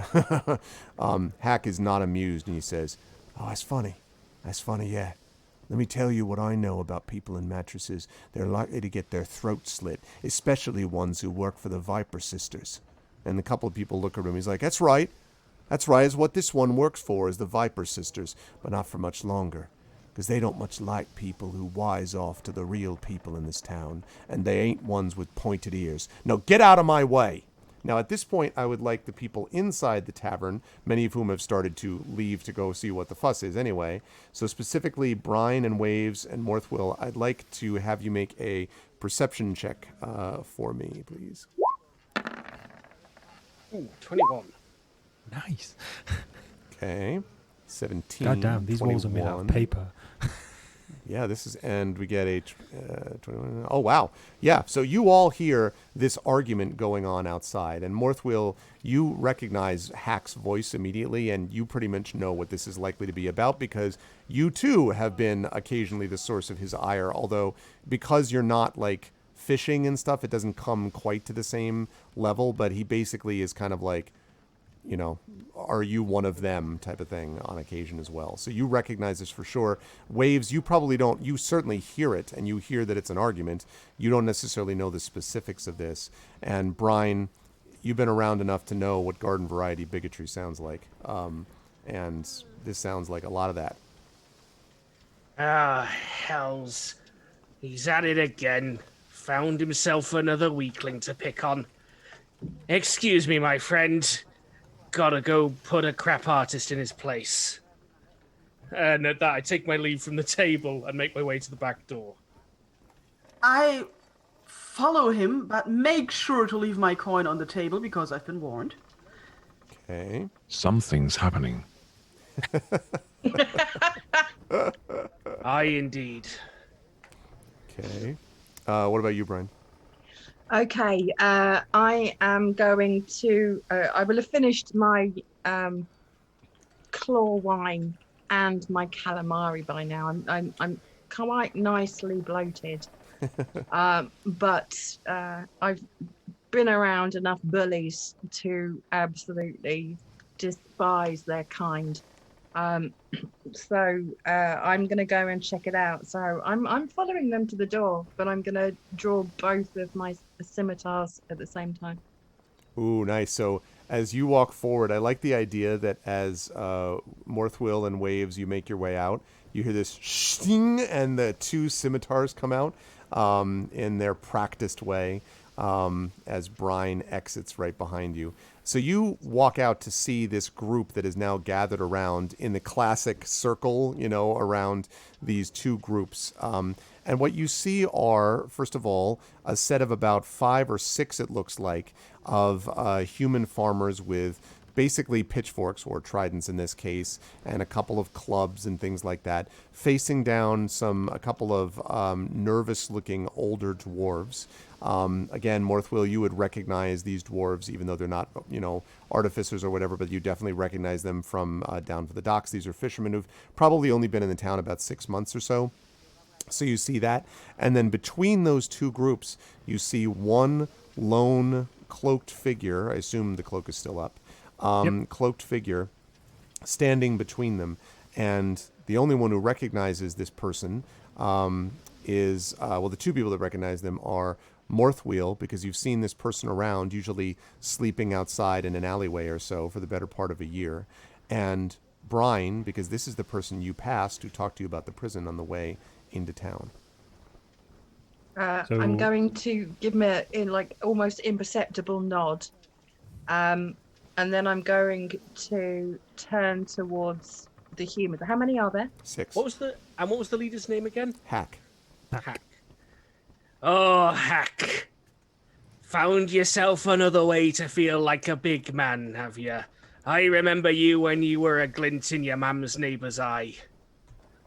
I remember your father, too. Shy of a day of work, the both of you.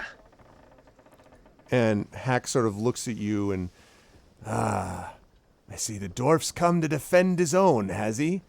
Like I told you, they're all the same, and when it comes to it, they'll do everything they can for themselves and not for us. But go ahead, why don't you join your filthy elf companion and the other 2 dwarves here? And why don't you get out while you're at it, Morthwyl?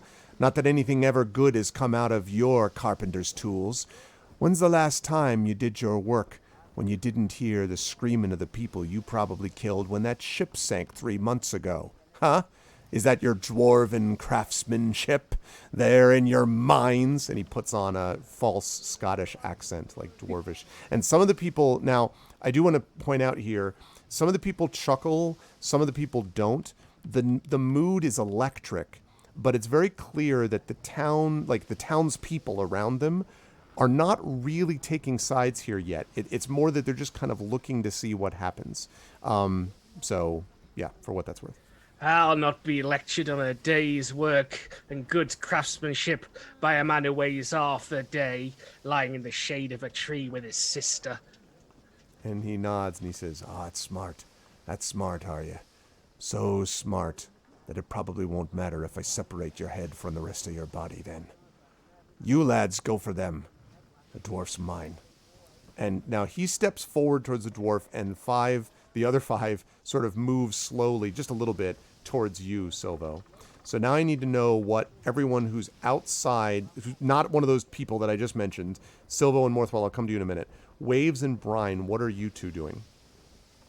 I am facing. I'm like drawing myself up to my full height, and I'm going to take one large step towards the humans, and I'm going to point a scimitar directly at the mouthy dude.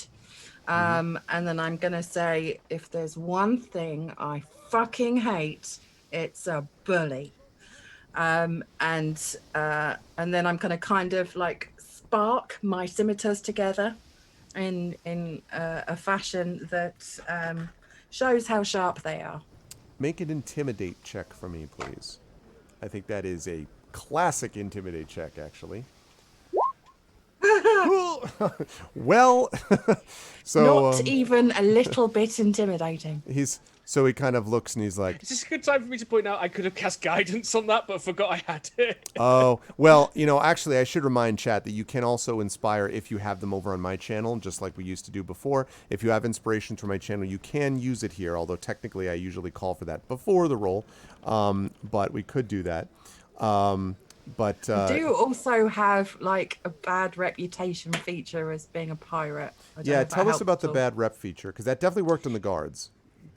It says an alternative to a sailor is a pirate. It says if your character has a pirate background, you may select this background feature instead of ship's passage.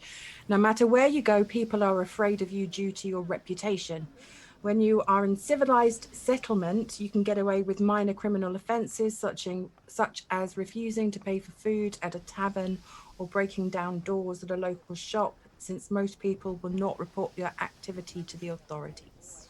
So I'm going to give you inspiration on this check. I think that's enough, for especially in front of a group, to be able to convince them maybe Amazing. otherwise. Yeah, it's awesome. So on this, Super awesome. I whip out a small black sphere from my pocket and I shake it and I seem to stare at it and I go, yes.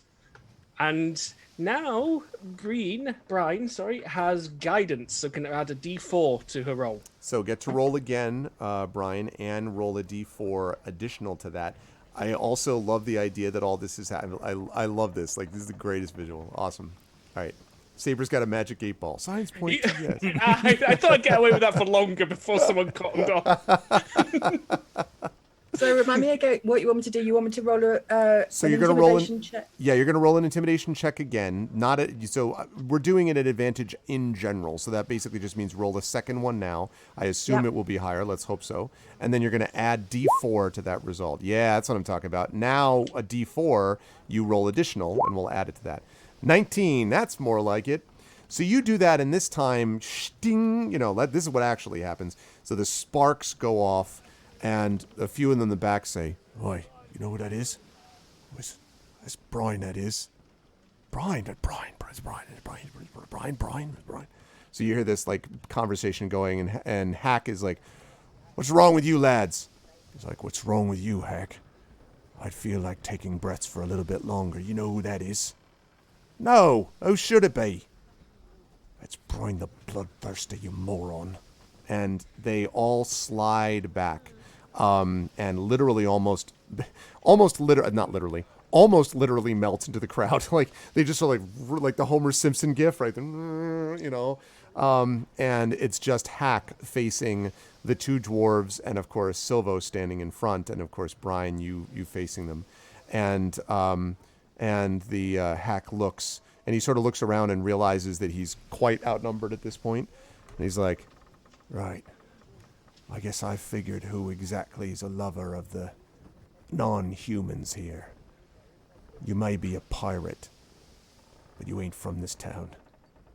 And eventually, me and the tradition..." Just be thankful we're not at sea, otherwise you'd be fucking keeled hauled before the end of the day. And he kind of growls and he says, "Fine. When the traditionalists find you, don't blame me when you die in your own throat's blood." And he turns and he pushes his way through the crowd, and they all sort of like, not exactly make a path from it, they sort of lead him, and then they're all like, and then because "Tell your sister I'll be round later." So a couple people laugh at that. And then, of course, because the fight is broken up, immediately everyone departs feeling somewhat disappointed, probably. And that just leaves us with Waves, Morthwyl, Silvo, Brine, and the two dwarves. And the two dwarves... the two dwarves up. Yeah, and the two dwarves stand, and they're like, "Oh, thank you. That was kind of you. I appreciate it. And all of yous, and he looks over at you now. He looks at you, Brine, and he's like, I'm surprised you helped us. I've heard stories, but thank you, and thank you. Like they kind of don't really meet your eyes, Brine, and they say, thank you for your help, all you.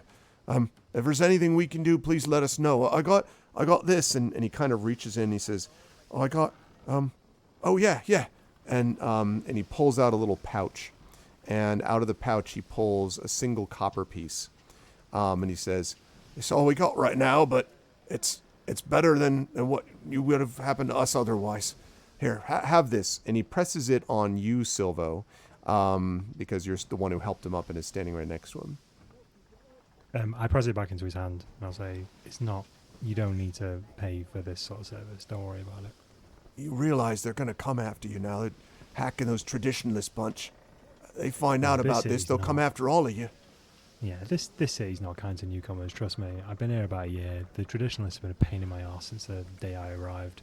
I've had the shit kicked out of me enough by them to know that a lot of the time, if there's more than 5 of them, it's a problem. But Hack has more mouth than trousers, so I won't worry too much about it. Now, if you're injured and you can afford it, then there's a healer down the road, and if not, there's a seamstress that won't ask too many questions down the other way, so it's up to you. Yeah, well, we'll keep that in mind. Thank you, and if you ever need any help, you know who to find. Thank you. And they kind of, clap each other on the shoulder and nod to all of you. Again, Brine sort of, like a little bit, like nervously, and then sort of slide around and continue down that way, so that all 4 of you now are standing outside the snapping line. Well, you look important. Thanks for that. I extend my hand to Brine.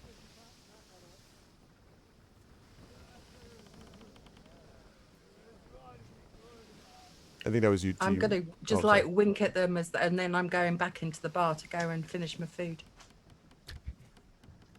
Okay. I tap Silvo on the elbow. I say, you did a brave thing there, friend. Not a lot stand up for the downtrodden and the bullied. I've been here 100 years and they're getting worse all the time, these traditionalist scum. I don't know how brave that was. Stupid, yes, and you've been here a lot longer than I have. I've seen you around quite a lot, but I don't know. Well, there's some bravery. Change coming, and sometimes it takes a stupid act to force it. Fine line between bravery and stupidity, and sometimes it just depends which side you're looking at it from. When you find out the difference, let me know. Yeah. I'll let you know. Been working on that one for 200 years now. All right. I'm going to go into the back of the tavern and try and find Hannah. Well, you need to pay them before they send those 2 rockheads at the door after me. Well, Clenis and Dennis. That's all right. Just run around in circles. They'll hit each other. You're probably not wrong. You can also give them a piece of paper saying, please turn over on both sides. I'll keep them occupied for a week. I'll have to remember that one. I look at Waves, and there is a moment where my eyes go wider. I mean, I've still got the hood on and the mask and everything, but I'm just like, never seen one of you before. Hello. I'll sort of stretch my hand out. Hi. I shake his hand. Does Waves have hands, or is it like Yes, wings? kenkus have hands and not wings. Which Okay, cool. they are I'll have very to just sad grab a about. quick image of a kenku so I know. But yeah, I will shake your hand. You're an interesting looking person. you can see her like nod her head a little bit at interesting looking. Apparently she has heard that one a lot, but doesn't really say anything about your looks. That's fair. That's understandable. Well, I got somewhere to be pretty soon, but I need to go into the into the back of the tavern first, see if Hannah's about. So if you don't mind. It's been fun. We Okay. should do this. See you We should later. do Bye this. bye. It's been real fun. We should do this life or death thing more often. And I head They into the weren't back no of the tavern. trouble. All right. So Brine's in, Silvo's in. Morthwyl, you said you're heading in? Mm-hmm. Okay, and Waves following or not? I'm a natural follower. I'm walking after Morthwyl right now. It's such a funny image just thinking of like Waves. Okay, so when you pass back inside, you notice a few things. First of all, Silvo, Hannah's over by the bar. She has definitely a concerned expression on her face. You can see without even an insight check. And then, Brian, you're back at your table, I believe, or I assume. Is that right? You're at your table, Brian? Back doing your thing? I am, yes. Okay, so you're back doing that. And then, Morthwyl, your table with the coin on it, apparently, is still there and still available.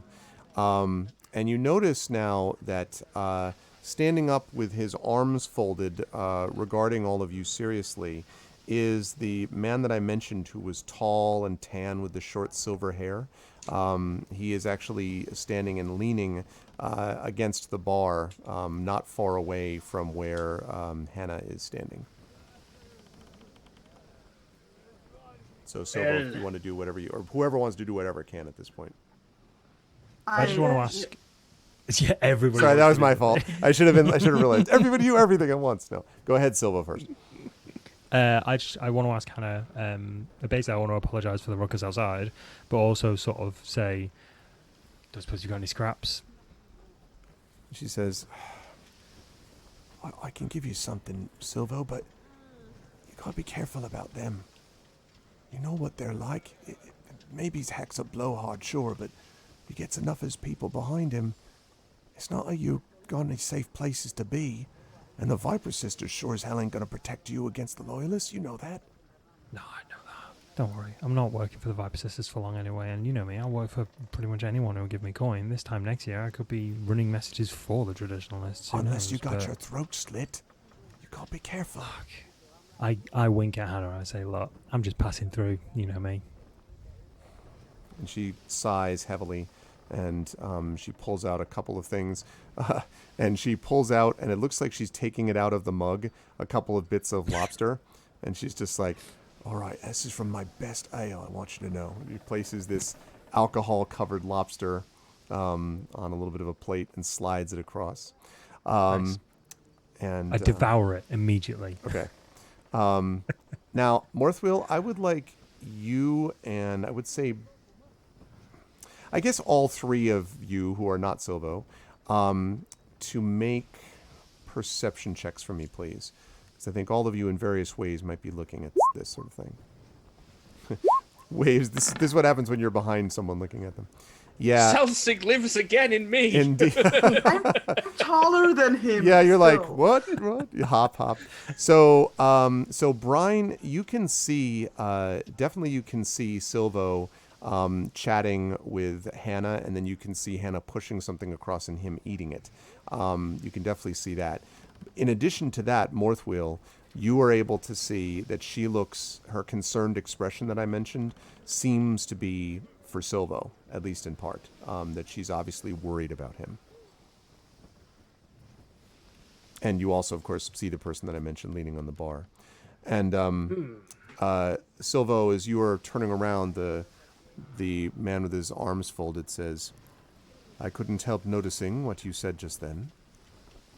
Am I to take it then that you've had some difficulty finding proper employment? Now, you have seen this person around, Silvo, but usually you see him in the company of one Anders Saltmarsh. Now, Anders Saltmarsh is a noble who owns a whole fleet of fishing boats. Morthwyl, you would be familiar with this as well. And Anders Saltmarsh recently inherited that after the untimely death of his mother, Petra.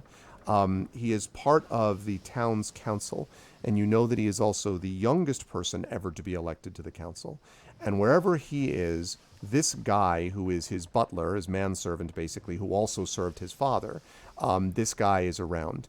Always kind of very measured, thinks before he speaks type of character. You've never really had any interactions with him, though, but you've definitely seen him in the company of this Anders all the time. And you think his name might be Ska something. You've never really heard it, because he's not the guy that everyone talks to. He talks to people talk to Anders. But you've seen him in the company of this person. And he's saying this to me, isn't he? He's saying it to you. Yeah. Well, I finished my food, so I'll slide my plate back over and I'll turn to this person and I'll say, yeah, you could say that. Wait, you're always with Anders, aren't you? Anders Saltmarsh. You're skirmish. Close. And Scarsdale. He bows slightly and he says, Skaren Wave Chaser. Skaren, that's it. I am Anders Saltmarsh's servant, yes, as I served his father. And it's been my job to be able to look out for people in the town. Anders, has some ambition for Saltmarsh, and he would want to see people brought together, not separated the way that those like Hack and his crew would do if they got the chance. I had a chance to see what you did for them, and I'm wondering, was that a death wish or a true desire to see an innocent person protected? I glance around a little bit before speaking. You know as well as I do, this town isn't the nicest place in the world. And sometimes some people can take it upon themselves to bully others who they think are beneath them. Now, whether it's through my height, build, abilities, upbringing, race, shall we say, I've been on the receiving end of this quite a lot since I got here last year. And if there's something I can do to stop that happening to someone else, then normally I'll do that. And I take like a scrap of bread out of my pocket. I'll tear a bit off and I'll eat a little bit. I'll say, but skirmish, you know me. I'm always up for a little bit of lucrative coin if you have the right job for me. And he says, I might, but I wouldn't want you to take it on your own. And he looks at the table with you, Brine, and he says, oh, actually, no, he's going to come to you last. He looks at the table with Waves and with Morthwyl, and he says, well, Morthwyl, I always thought you had a tendency to stick to yourself and your ships. Suddenly I find that you're out there trying to protect the people. Now, Morthwyl, you have spoken once or twice only with Skaren Wave Chaser, who, it is true, was also the servant of Anders' father, and the mother, for that matter, Petra. So you know of him. You always have gotten the impression about him that he's always thinking 3 steps ahead of everybody else. Like he's always very careful about what he says and when he says it. And of course, Waves, you do not know this person at all, but yeah. I noticed the non-human anti-sentiment's been getting a bit stronger these last 30 years or so. Gets a bit tiresome when one can't just enjoy an ale after a quality day's hard work and superior craftsmanship. And he nods. He says, I couldn't agree more. And I think there might be a way that you could make that more possible for you and the other non-human residents here in Saltmarsh. And his eyes flicker over to you, Waves, and he says, I noticed you standing by his side. I don't know how well you know him, but we have heard of the kenku here. You also will not be appreciated unless something is done. I'm curious as to whether you would join him, and he nods over to Morthwyl, and him, and he jerks his head to Silvo, if there was a chance to make things safer for non-humans in this town. He looks at him with a definitely questioning expression in her eyes. Treasure. And he says, yeah, he looks a little taken aback. He says, yes, I think it's fair to say there will be some treasure as a result of this. She nods very much in agreement and extends her hand for a handshake that looks like, let's make a deal. Okay. And so he reaches over and he does shake your hand. And he says, You have chosen wisely. oh, man.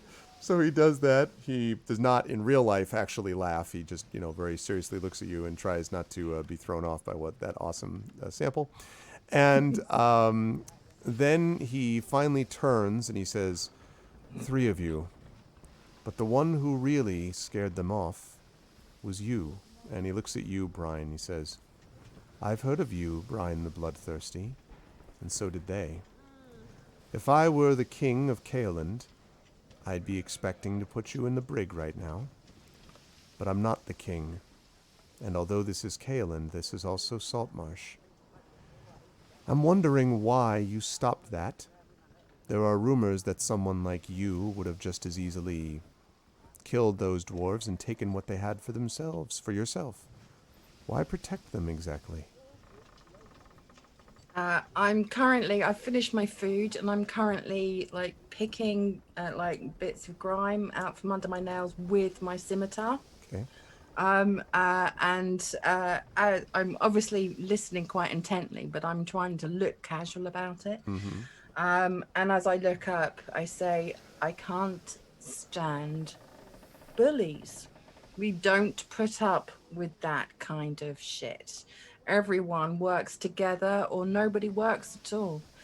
And quite frankly, I get tired of people's attitudes when they pick on someone slightly less prepared than them. And I just carry on picking my nails with my sword. And he sort of nods slowly and he says, well, the loyalists won't be happy with me. And just before I go on, Silvo and Morthwyl, I mentioned the traditionalists. The loyalists are a second faction within town that are basically newcomers from the northern reaches of Caeland who are loyal to the king. And these are the ones who basically feel like the town should be like an asset to the crown. So very anti-piracy, very anti-smuggling, not in favor of the traditionalists per se, but mostly just because they think the traditionalists are too worried about Saltmarsh and the loyalists think you ought to be worried about the crown. But just wanted to throw that out there because you would know that as a little bit of information. And so he says, the loyalists won't like it. But I think you worked fairly well together with these. Because I don't know if you noticed, but one of you, and his eyes flicker over to you, Morthwyl, gave you a little bit of an assistance on your show of force back there. In fact, I think the 4 of you would be an interesting group. What if I were to give you something that would be profitable, beneficial, and would do a service to Anders Salmor? 3 birds, and he stops. 3 things with 1 result. What say you, Brine? Can you join with 3 others for the benefit of profit and to rid the town of some bullies? Profit is always in favor. However, I would counter that offer with some information. I will help you, but I'm looking for some information. If we succeed, you give me the information and the coin. How does that sound? What's the nature of this information? Well, I am looking for a certain genie who might have appeared here about 30 years ago. Genie. I think I remember when something like that happened, yes, although I was young at the time. And he sort of nods slowly. All right. I'll have my men gather what information they can. Perhaps you might even get some of it from Morthwyl here. He's been in the town longer than I have. And you might be able to get some information as well in the process of engaging in this mission. Yes, if I can, I'll get you your information. With if anybody notices, it's like that waves crashing against rocks is seriously perking up during this conversation. Some of you might realize that there are some birds who are happier when they have a flock. And it's not like she's actually dancing on her bird feet or something like that, but she has definitely perked up. I smile, still chewing a bit of bread, and I'm just like, I'm with the bird. If there's treasure involved, I'm in. So I extend my hand towards Brine to also shake it, because I have not shaken her hand yet. It's the only one. So Brian, you'd have to stand up and walk over if you were going to do that, which you could. If you wanted. I'm going to stand up and put my swords away because I'm not trying to be in the least bit intimidating, and I offer my hand. Okay. And Morthwyl, and I don't think you've reacted yet to this. Aye. These bullies are getting more out of hand and need to be kept in check. Plus, the shine's gone out of fixing burnt frying pans and hammering chains these last 50 years or so. So he gestures to the table that you two are sitting at and pulls up 2 more chairs for you, Brian, and for you, Silvo. And then he pulls up a chair himself and sits down, and he says, "Very well, then, we're agreed. I need to tell you a story about the sinister secret of Saltmarsh. And that is where we're going to bring our first session to a close." Wow, that was awesome. Holy crap. So good. The characters are great. So great. And I love the setup already. That is awesome. Good stuff, everyone. And yeah, you know, everyone got a chance to sort of do their thing and make their characters shine. I don't know how chat feels, but that was sweet. I'm super excited. Man, sign me up for more pirates. More pirates. Yeah, good stuff. Very, very good work. I will start at the bottom. Inanda, I'll tell you what, like, if your thing about, like, well, it's been a while since I played D&D, like, if that's you rusty, I can't wait to see what happens when you're not rusty, because that was really good. Very, very good stuff. It felt to me like you were enjoying getting into that character, too. Like, the image of the scimitars, sting, I was like, damn, it's gotten real now. That was I'm loving fun. her already. It was fun. It was really fun to watch. How did you feel about today's session, and where might the fine people in chat find you next? Talking to me? Yes, so I'm starting with you. Excellent. Yes, I absolutely loved today. Thank you so much, Arv, and I'm loving Brine. She's brilliant. But yes, you can find me over here on GOG on Saturdays and Mondays, and on my own channel for the rest of the week. So, yeah, and obviously back here when we're next playing D&D. Good stuff. Yeah, I'm very excited, and welcome to the crew. Well deserved. Fit in very well with it. So thank you, Inanda. Moving right on up the line, Mike. I'll tell you what. Silvo. I really enjoyed sort of Silvo as this character that's, you know, kind of off on his side in a parallel, but also fits in, like, knowing his own version of Saltmarsh. I like that from everybody. The ones that were in the town, not in the town, and all that kind of stuff. And we got a chance to see it because you're an outsider, but not, right? I mean, you've been in the town, but you're also not connected to it, and obviously you have your own things you're searching out. But I like that, and having it outside the snapping line made it real easy then, as other people gathered to sort of deal with this garden variety bigotry moment that we had. But it was really good stuff. How did you feel about today, and where will the lovely folks find you next? Yeah, I knew the minute you mentioned that the snapping line was owned and run by a human female called Hannah. I'm like, that sounds like someone who would take pity on a poor orphaned urchin half-elf boy. Like, that is someone who would give me some scraps. That is a definite story hook right there. So I'm going there and I'm going to get some food. And you were right. She's worried about you.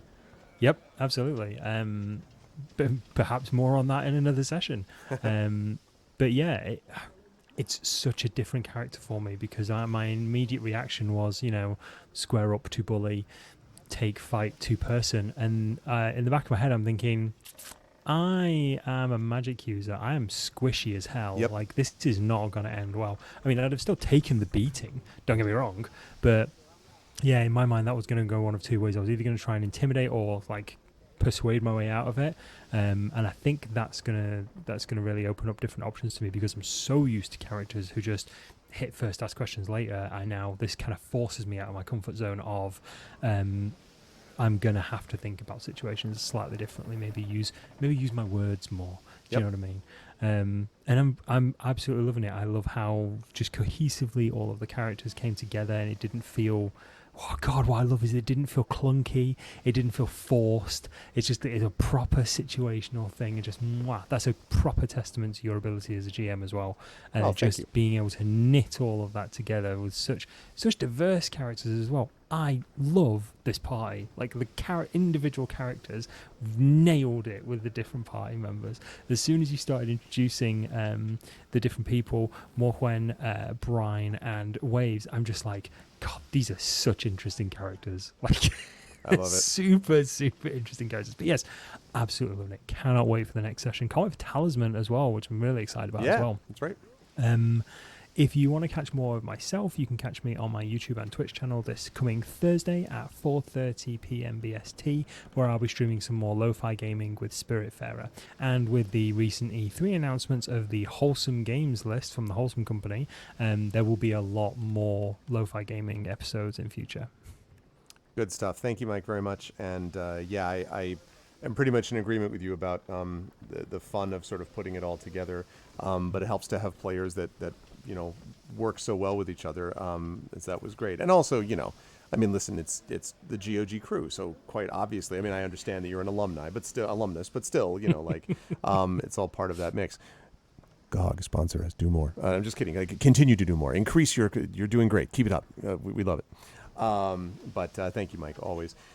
Saber, man, Morthwyl was a lot of fun, I think. For one thing, it was great to see a character that's sort of like, curmudgeonly, but not obnoxious about it. Has kind of a core of, I've been around for a long time, and I love the idea that we had a character, and I did have in my notes that you were from the town. I just meant that I was going to deal with Mike first, but I love the fact that you really are by far the longest resident of the party in the town, so you do know these factions, because these factions are going to come into play, traditionalists and the loyalists, and they're not the only ones. For a town of about 5,000, it's got a lot going on, and a lot of those 5,000 are out at sea half the time, but still there's a lot of stuff going on all the time, and so figuring out how to navigate all of that, literally and otherwise, is going to be a big part of this. So that was fun. Plus, that was a pretty clutch guidance added on to Brian's awesome Intimidate check that we got too. So how'd you feel about today? Where will the lovely folks find you next?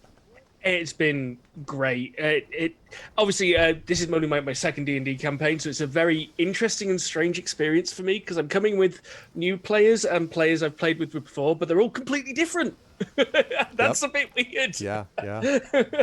It's like they all do different things. They all act differently. Some of them say very strange things that I feel I've heard in some weird dream state I had once. Man. It's been great. It's just like I like Brine, badass, loved it. Silvo seems like a heart of gold. Loved him. Stood up for dwarfs. Absolutely behind that. We'll definitely back him up if he carries on to do so. And Waves crashing against rocks, who we still need to figure out the name of. So I'm looking forward to some kind of weird charades type moment where we're trying to figure this out. And because this is my first D&D character I've actually made, it's been interesting coming into this character with more of a solid idea of these are his traits, this is the personality he's going to have. He feels a lot more solid coming into it from the start, whereas Celsig took a while to develop as how I wanted him to be and how I was playing him. So and I'm not sure I quite got the voice how I wanted it, but that might change a bit in the next session or two. But that's fine. You can modify over time. Yeah. It's a work in progress. This is session 0.5. So just all in all, very much enjoyed it. Very interested to see what happens next now that we're all united. Well, maybe we're united. We don't know that. We've met and we've been grouped. Yes. And I'll be back tomorrow right here doing the release stream for Mother Gunship. And the level of design of that game might be familiar because it's our very own Memories in 8-Bit who did the level design for that game. Does he do level design of things ever? He did level design for Mother Gunship, yes. Yes, he did. So I will definitely be looking forward to playing that. It's a great game. I've played it before. definitely looking forward to streaming that, and I'll be back on my channel on Thursday with. Actually, don't know what. I finished Castlevania Symphony of the Night yesterday, so I'm between games again. Oh, okay. Very cool. Yeah, no pressure tomorrow. Just make sure that Chris's game looks good. You know what I mean? Like that, no pressure. Good stuff, Saber. Thank you again. Thank you for Dashboard and Moobot, but good work today as well. Obviously, with the play and with Morthwyl, I'm excited to see more from him, and I'm also excited to see more from, which is going to be the first time I've ever used a sound for these things. I'll tell you what, Piran, that soundboard was gold. I mean, like now part of it is it's just funny and novel, but it's also. I love the idea of a character who wants to express themselves, but express themselves in a way that mimics others. And as we know from backstory that we'll find out over time, you know, I won't get into the details because that'll be up to you to reveal, but the sense of when the mimicry works and how to put together these things to express what one individual like you believes, not just what everybody around you believes. That's really neat. And I think actually even moving in a way. But it's also a lot of fun and really funny because it's so unexpected. And the idea, I mean, I was just cracking up at the idea of you, Morthwyl, wandering back in the bar and you just like walking after him and you can't really see. So I just had this image of like a parrot. I know you're not really, but like walking along and like not being able to see.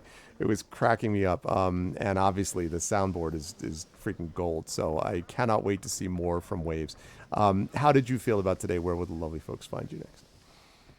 The lovely folks will see me again on GOG, so right here on Thursday with one of our water-themed games that we have a lot of this week because, I mean, look at Inanda, we all can use a little bit of splash of water this week. But tomorrow evening, I'm going to have another Blood Bowl 2 match for the Orca-Cola League that I might stream on my own channel if I feel confident enough. My team got a bad beating. And then again, next Tuesday here for Talisman. And yeah, well, so when I told my husband, you know, I would like to play a kenku, he was like, you will not be happy playing a kenku for a few years because you will have to keep on describing what you're saying and the noises you make. And I was like, yeah, you're right. That's kind of restrictive. And then I was like, but I could make a soundboard. And he was like, no, don't. And I was like, yes, I. That's. And so with the help of 8-bit who cut sound file for me, Ebenezer who helped me with the setup, with the stream deck I got for my birthday, and everything. So I actually managed this, and it's now working. I hope it's not getting on everybody's nerves. We're going to need to find a nice balance here between describing and using it, and adding to it over time. Yes. And yeah, let's see how this works. And it's also really interesting for me to just play a character who by nature is a natural follower. So let's see how all of this works out. Very different from Greta, actually, who was always having to lead and sort of, you know, herd the cats of the rest of the party in a way, and now is not necessarily in that position, is a follower, but also obviously wants to find her own path too in the process. So yeah, that's going to be super cool. And Chad is going to have to get used to being like, so when we're like, you know, like I'm gonna play the sound one more time so everybody knows the name. Listen, Chad. Yeah. Yeah. You know, that's what it is.